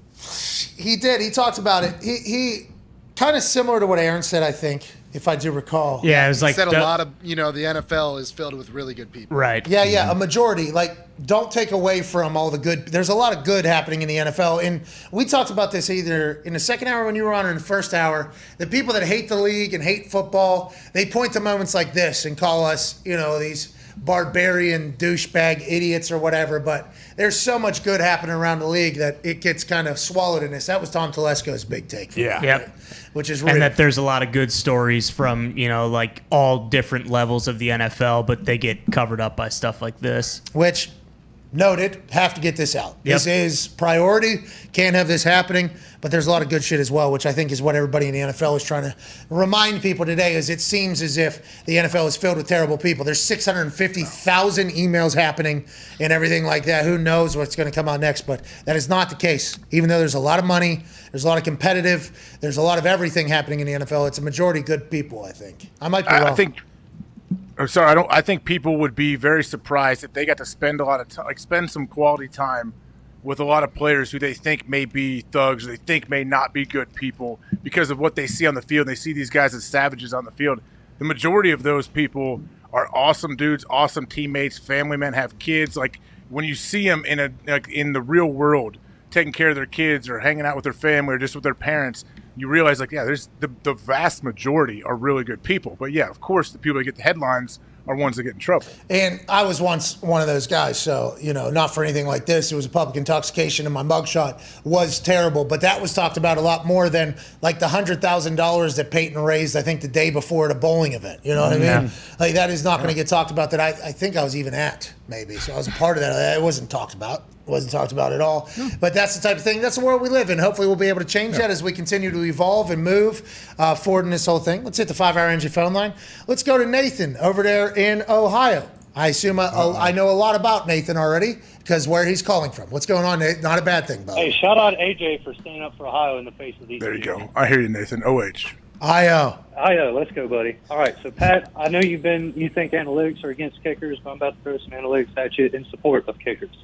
So kickers are attempting field goals that are longer than ever, more frequently than ever, and they're making them more consistently than ever. The problem is that it's all over Twitter when you miss. It's all over Instagram. It's all over TikTok. Same with MLB umpires. I mean, they got balls and strikes right. They only got them wrong like 2.5% of the time this year. 5 years ago, it was 5%, so the rate's been cut in half. But because it's everywhere on the internet, all you hear people saying is, all these umps suck, we need robo-umps, this and that. Just because you see it more don't mean it's happening more. We got to keep that in mind with this social media. Thank you, Nathan. Thank you. Hell yeah. I mean, he's from Ohio, so take that as you will. He does sound like an analytics guy. We don't need the kickers to be lumped in with the goddamn MLB umps, all right? I know that is not – I don't know much about baseball. I know that this particular bat made wood every time I stepped into the batter's box, but I know you don't want to be lumped in with those goddamn umpires. So I don't necessarily appreciate the way you laid out those stats, and that's everything in it, Nate, but I do appreciate the fact that he's acknowledging there's a lot longer balls happening. People are going for it more, on fourth down because analytics are telling them, like, hey, you need to score whenever you have the ball. So that is leading to more long field goals happening, but the extra points is where everybody's losing their mind. I would like Nathan's stats to come back with a little bit better stats and keeping us out of the MLB umpire fucking bucket as well. That'd be great, AJ. I wouldn't compare it to, like, MLB umpires, but I do think bashing kickers and everything is like a tired argument. I think it's all right, man. Like I heard you guys, didn't you talk about a robot dog or something they thought could?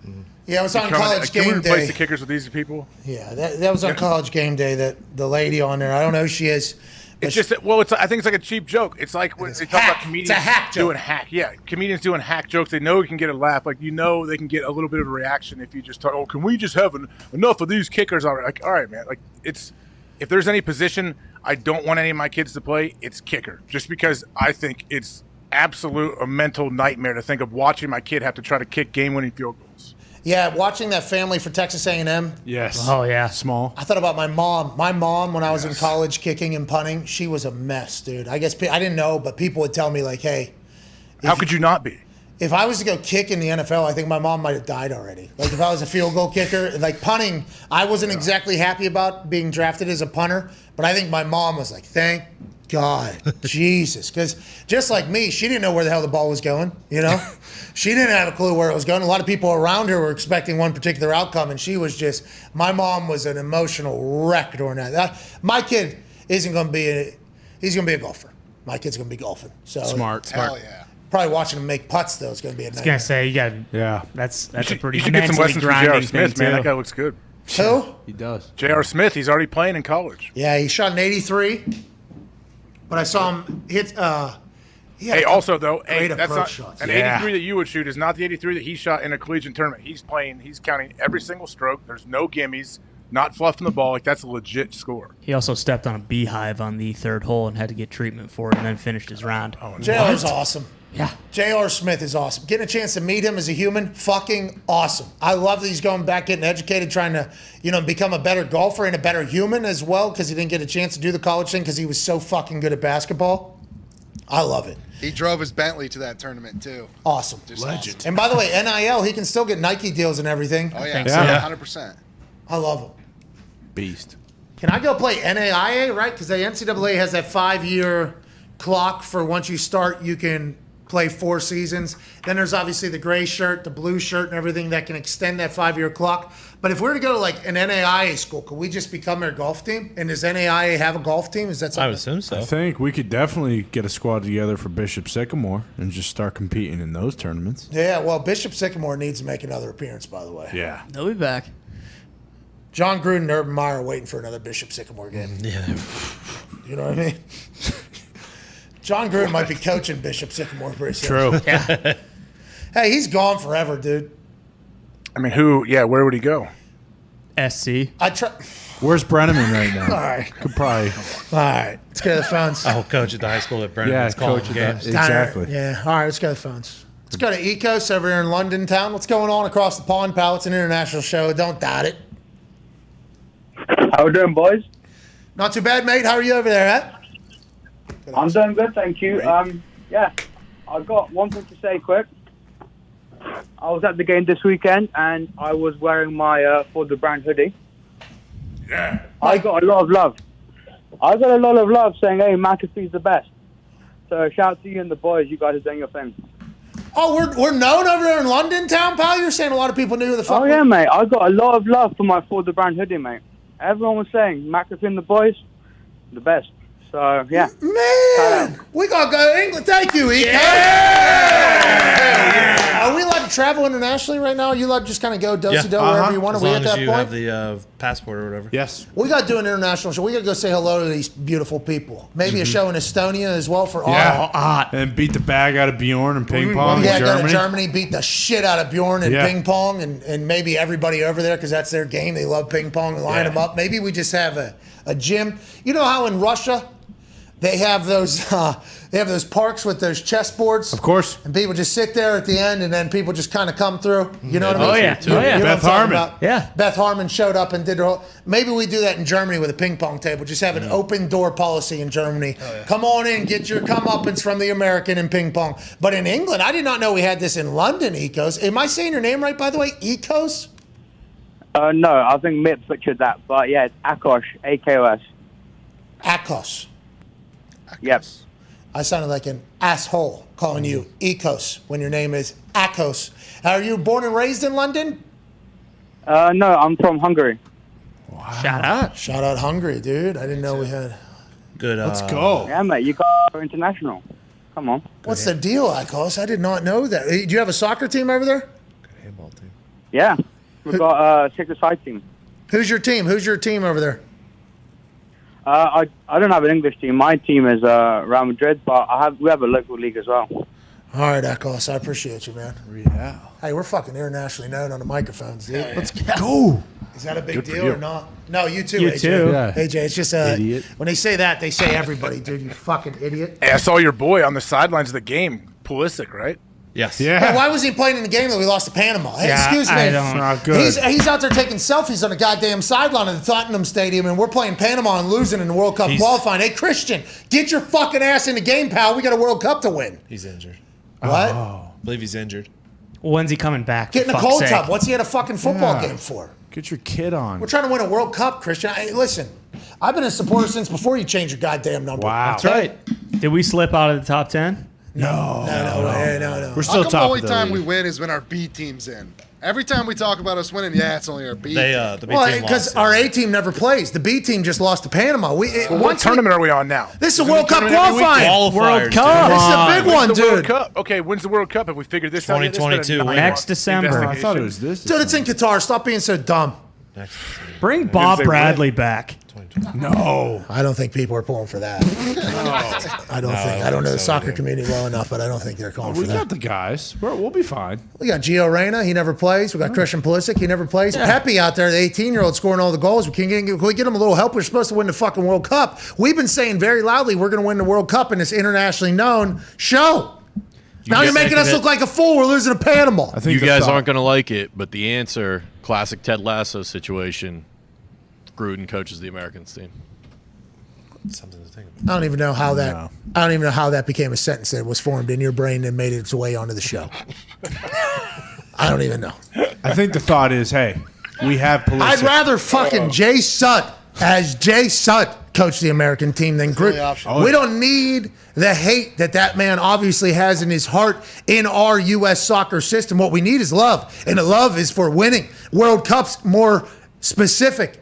And we got Christian Pulisic dancing around on the sidelines of a goddamn game. Get your ass in the game, What Christian. if Deuce Gruden goes and coaches the U.S. men's national team? Deuce an interesting spot over there. He's going to be flexing all week for sure.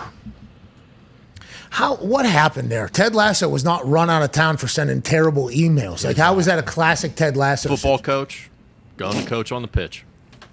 Vastly different. And that FC Richmond was terrible at soccer, too. I mean, for a long time, it was in a... Ted Lasso also won the Natty in his first year at Wichita State. I mean, let's be real here. How about him celebrating in the locker room afterwards? Great dance. Have you seen Ted Lasso? Have you finished season 2 yet? I think I'm like 2 or 3 episodes into season 2. I've watched 5 or 6, I think. Yeah, the whole thing's pretty good, but we're at a point now where it's like, okay, why isn't season 3 out? Because Does it get slow? Wait for the last one. No, it's always good. They had a couple episodes that were like throwaway episodes that don't really fit the overall story, just so they could hit it. Like the Beard episode. Yeah, and the Christmas episode. The Christmas episode. There's a couple episodes. I think that potentially was when they were negotiating. 100%. I think that was potentially when they were negotiating. Definitely. You know, and then they were like, "We'll pay you $1 million an episode. How about it? 17 episodes." He's like, "You got it. Here's my best shit." And they put the thing back together. It did get picked up for a 3rd season, but I believe they did say it will be the last. Yeah, 3 seasons. That's good. I like that, by the way. Did you guys watch Clickbait? Yes. No. I'm like 4 episodes. I think that show is good. That Vincent Chase in that one? Yeah. Yeah. I haven't seen it. You'll Squid never Games is way wait. better. That one has got A lot of twist. a big twist. Just wait. The most wild ending of any TV show I've ever seen in my life. Wow. Clickbait. That's Okay. More in Sopranos. I've been watching Sopranos. That ending is the only episode I saw of the whole Sopranos before. Now it's on. Yeah, Clickbait. The show kind of stinks, but the ending is just so far left field. It's insane. How about old Squidworm? Squid Games is awesome. What is that about? I don't know, dude. Everybody's talking Dahn, about what is it? It's incredible. It's about this. There's like these, basically about 456 people who get like recruited to go to. They like go play this game, and they think that it's just there so that they can like win a bunch of money. And then they're playing the first game, and the dude loses, and he gets shot and dies. And then they realize it's life or death, like the Hunger Games, basically. Oh, jeez. Okay, so let's talk about Sounds this. great. Sounds way different. It's than I thought it incredible. was. Everybody's talking about it. Allegedly, it's going to be every costume this year is going to be the Squid Game or whatever. Yep. And I was actually thinking about watching it, and then I found out my wife watched the entire thing already. Oh, fuck. What's that all about? What's that all about? When What's you that all about? always She's trying to do something on her own because every time she watches something with you, you fall asleep 3 seconds in. She watches a lot of. She has her own shows. She has like 10 of them. Good for her. She should have her own life separate from you. When you trying to make her watch all your terrible stuff. Okay, hero. I don't watch anything except for live fucking sports. All right, what I'm saying sorry, is, meatball. My bad. Squid Game is this one where I thought I'd hate it, and then everybody's like, "No, you would actually like this. You Yeah. would like this." And I go home. I'm like, "Hey, let's watch it." I watched that yesterday or whatever. I'm like, "All right, I'm gonna have to find 10 hours to watch this all by myself." I guess. Watch it. only now. Or download it on your iPad on your long flight out to California and watch that thing. I don't have an iPad, but Or your phone. Laptop. You got that laptop now. I do have a laptop. Yeah, There's this one. yeah. You can do it on there. It's very good. You got Sopranos on there too. I've tried First 4 seasons. I've tried to watch Sopranos 10 different times. I ain't getting it for whatever reason. It sounds like everything I like. I know the real one now, Jimmy and AJ. Yeah. I did hit a wall No, too. no. What you Huh? gonna say? No. What about Newsroom? I heard Newsroom's slow. Great. First show. 2 seasons are pretty good. The 3rd one sucked. That's the one where Dumb and Dumber guy gave a speech Yes. about America. Yeah. No, not Newsroom. Morning show. That one's coming Also back. good. Yeah, it's good. I Pretty like good. that show. 3-4 episodes Much in. better It's show. good. Don't watch the Gyllenhaal movie. It fucking stinks, dude. What is it? I knew it. Death of Past or something. That's not it. It's about this guy who's a 911 operator, and he gets a call from this lady, and it's It basically fucking stinks. yeah. AJ, you're such a hero, by the way. Man, you're so nice. Stop it. Stop it. You're What? such a fucking good guy, dude. I didn't know that. Man, we should put you up for like Human of the For what? Year. What are you Oh doing yeah, here? Sam, good for you. Sam watched it without you. You're a fucking hero, dude. What a hero. Because I put myself in her shoes sometimes. I'm like, that would be, if she ever wants to watch something and she wants to watch it with you, it's almost impossible. And you're wearing a Chuck Berry shirt. Do I ever just be like, oh, it would suck to be fucking AJ Hawk's wife? I don't think so. You can say that. Because I'm not a hero. You know what I mean? You're the hero. I didn't even think about that, man. That was awesome. Let's give this guy a fucking award, dude. Okay, Hey, okay. hey, He's really let's give AJ Hawk an award, Wow, bro. what a Oh good my guy. God, fucking good guy, dude. Thank you so much. Thank you so much. By the way, she knew that I wouldn't watch it. There's no chance I would be watching that Squid Game. Zero chance of me watching. How long is it? 9 episodes. In the middle of football season? Do you like captions? Oh yeah, I do the captions. Yeah, with There's a the dub version too. dub versions are so bad. That's like the Chappelle thing. Worthy of sitting through it. If it's not in the middle of football season, it's not football. Worthy of sitting through it. Squid Game, everybody's saying, is worthy of taking time out of your day to watch in the middle of football season. I'll give you something to watch tonight, 7:30. The Pittsburgh Penguins take on the Tampa Bay Lightning. This is the first time you've spoken to the microphone where it was something like, okay, that guy should be allowed to speak in the microphone. I mean, today you've had some real swings at the bat today, Nick, hasn't he? I mean, normally it's Bob Ritchie, Kid Rock. Yeah. Okay, him and AJ share that. Today it was Gruden is Ted Lasso. Did you hear that take? I mean, football coach going to soccer. Okay. I can see it. I can see it. I get it. I am excited for hockey season to start, though. This is great news. And you got Super Boost on Yeah. FanDuel. Yeah, we do have it for over goals scored in the first period. I'm very excited about it. Is that on big ESPN? What's that, buddy? Is the game on ESPN like the original? Yeah, Sidney Crosby was supposed to do an interview at halftime, but they talked about something else Yeah, instead. Ted Lasso happened. And then Ted Lasso did not. Is fucking Melrose calling the game tonight? Oh, I hope. I don't think Him and Bucci? Is it Bucci crossing Melrose? It fucking better be, but Yeah. it doesn't sound like it is. Who is it then? Do you know, Nick? I don't know off the top of my head. Now I have to look. And Gretzky? Is Gretzky part of this whole thing? He's on TNT, Turner. I think. What about Biz? I heard Biz is part of this. TNT. Sitting right next to Gretzky, I think. Biz and Gretzky? Yeah. Let's go. Not on the call, like in between intermissions. Oh, that's a lot better than that hockey NBC one. Oh, yeah. Hockey Night in America. Ronick? Yeah. Well, I don't know about Ronick. It was just Been the a while. entire cast of characters. Ronick. It's been a while since I've seen it. Ronick, another one. I'm surprised that Nick and AJ didn't try to force this one into the hockey conversation. Oh, yeah, I mean, it was Ronick's a you. dirtbag. Yeah, it was actually you. No, I really didn't know that. I just figured he was because he played for the Flyers. Pens play the Tampa Bay Lightning tonight, and that could get bad because we won't got any of our players. Is Sydney playing? No, he's out tonight. Oh, Jesus. Let's go Pens, but it's going to be a long one. They're going to score more than 2 goals in the first period, though, and that's what the boost is all about. Oh, yeah. Baseball's been pretty fun, too, lately. I'm becoming a real baseball fan. Yeah, man. That was crazy last night. The Rays got knocked out. I never expected it. Yeah. Sox are on to the next round. Then, one after that, it's the Ultra Super Duper Mega Bowl. Hey, let's make sure we pay attention to baseball at some point. You know what I mean? Let's make sure we do. I mean, my season always starts in October. So I'm right on pace right now with where we're going. Hockey's happening. Football's happening. SmackDown's obviously happening. There's a lot going on in the world. Aaron Rodgers Tuesday just ended. AJ Hawk's a fucking hero, dude. What a fucking hero. We appreciate you, AJ, for joining us, man.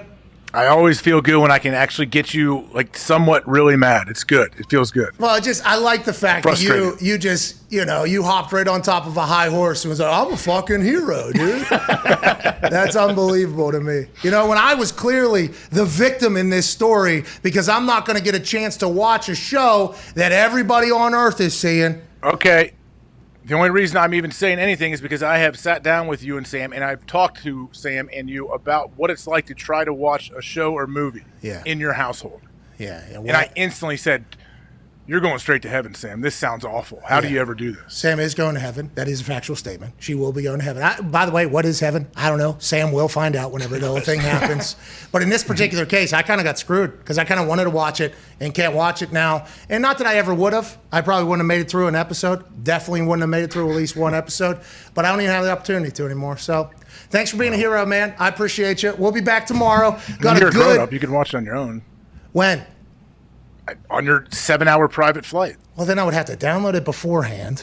That's so difficult. How much fucking data do you think this guy has? What are we doing, dude? What are we? My bad. I should have known. Like I know DoorDash throws you for a loop, so I shouldn't have expected you to be able to download. Hour and a half canceling the order. Cannot do it. Cannot do it. That shouldn't be that's horrible. Cannot do it. They're stealing my food. Yeah. An hour and a half making me wait for the food. I should at least get some sort of heads up from DoorDash. Like, hey, good chance this one ain't gonna make it like 45 minutes, an hour into it. Because that back-to-back hour and a half wait, and then the meatball thing happened, obviously. Sure. I mean, that was an entire thing of itself. Who's eating it? The damn Sasquatch? No, it's the delivery person. They're turning off their DoorDash and they're going home for the night with all the PF Changs that you ordered. Yeah. Wow, this smells good. And then they're gone. All right, let's get out of here. Hockey night in America and in Canada. ESPN, 7:30, right? 7:30. Sean McDonough and Ray Ferrero on the Oh, call. God. Are you that should be great. kidding That'll be me? great. That'll be really good. That'll be awesome. That'll be great. Who fucking wants to listen to Sean McDonough Whoa, talk whoa, whoa, about whoa, hockey? Give me Barry Melrose. Whoa, dude. Well, McDonough's a play-by-play. I don't care. Bucci's doing the Vegas game. Okay, here we go. Never mind. Nice. Never mind. That starts at 10:30. Hey, we got Vegas versus Kraken at 1 a.m. Nobody's going to be watching that Go thing. Kraken. Bucci's on that thing. Big Kraken fan. Hey, Vegas got no shot without Marc-Andre Fleury. No, well, turns out the Kraken have a little bit of a COVID problem. No, they don't even have a team. The Kraken got COVID. Even more of a fan. Jesus. Why? Lock it in. What about the Penguins, Tony? Whoa. Hey, what's wrong with It's Sid? the show. Steelers, Pirates, Kraken. He had a Whoa! That ain't accurate. Holy shit. He's going to get run out of town. He keeps doing that. He knows that. People are going to say bad things to Tone for saying what he just said. He's jealous. The Kraken aren't even a real team. All right? The Kraken aren't even a real team yet. They might have COVID. We'll see how they go. What you say, though? What were you talking about? What's wrong with Sid? He had surgery in September. So he's recovering from surgery. Geno Malkin, he's out for 2 months. He also had an injury. So we're out our top two players. The top two players in the world aren't playing for the first couple weeks, at least couple months. We're in a bad spot. You Sorry. guys got enough people on the ice? Let's go, Pens, dude. Yeah, we don't need 5 guys out there. We can do 2 and still be the Pittsburgh Penguins. Hey, you got that guy Tanev, right? He's a beast. I believe he actually went We to the sent Kraken. him to the Kraken. He's on the Kraken, baby. He was the most electrifying guy we had in the playoffs, and of course, we sent his ass out of town to the Kraken. There's been a lot of questionable moves for the Pittsburgh Penguins, but they're better than the Pirates, always will be. And the fact that this guy is a fan of the Pirates and not of the Penguins makes me question everything that's going on in that COVID Cowboys little brain over there. Oh, yeah. Unbelievable. You ain't a comp to mine. You ain't a comp to me, pal. Huh? You ain't a comp to me, pal. No, you ain't a comp to me, pal. All right, we're back tomorrow with a risk-free same-game parlay Thursday Night Football Thursday. Cheers, everybody. Use hashtag PMS Maybe Jimmy's. Wednesday. Coach him up, Chuck. Jesus. I might watch Squid Game tomorrow. Use hashtag PMS Jimmy's 50. That's PMS JIMMYS 50. Take a picture of where you're watching or listening right now. You'll automatically be entered into winning one of the customized 50 $100 boxes from Jimmy's Famous Seafood. It'll be shipped to you in an incredible customized box. It'll be, I believe it'll be something that'll be, they're making it a big deal. Jimmy's is making the box a big deal, which we appreciate. I'll also be donating $5,000 of the same boxes to the first responders in Baltimore, which is awesome. That's all because the Colts lost to the Ravens in the fourth quarter in overtime. Hashtag PMS Jimmy's 50. Take a picture of where you're watching or listening, and you could potentially win one of only 50 customized Jimmy's Famous Seafood boxes that will have the greatest crab cakes inside of them and other things that'll make you feel great, as opposed to feeling like you were a Colts fan last night against the Baltimore Ravens. It's a shame, AJ. Yeah, well, I tell you what, we say there's no moral victories, but at least like the Colts can hang with the best teams in the league. Yeah, we can hang with them. We can lose to them, too. Hey, that's part of football. I guess that's part of football. We're back tomorrow. Cheers. Hammer Dahns in 15 minutes. It'll be great. They're on a heater in baseball. They'll continue to hand out money in sports that we don't watch, and also some more futures bets and everything like that. We appreciate you so much. Another Aaron Rodgers Tuesday has concluded. Cheers.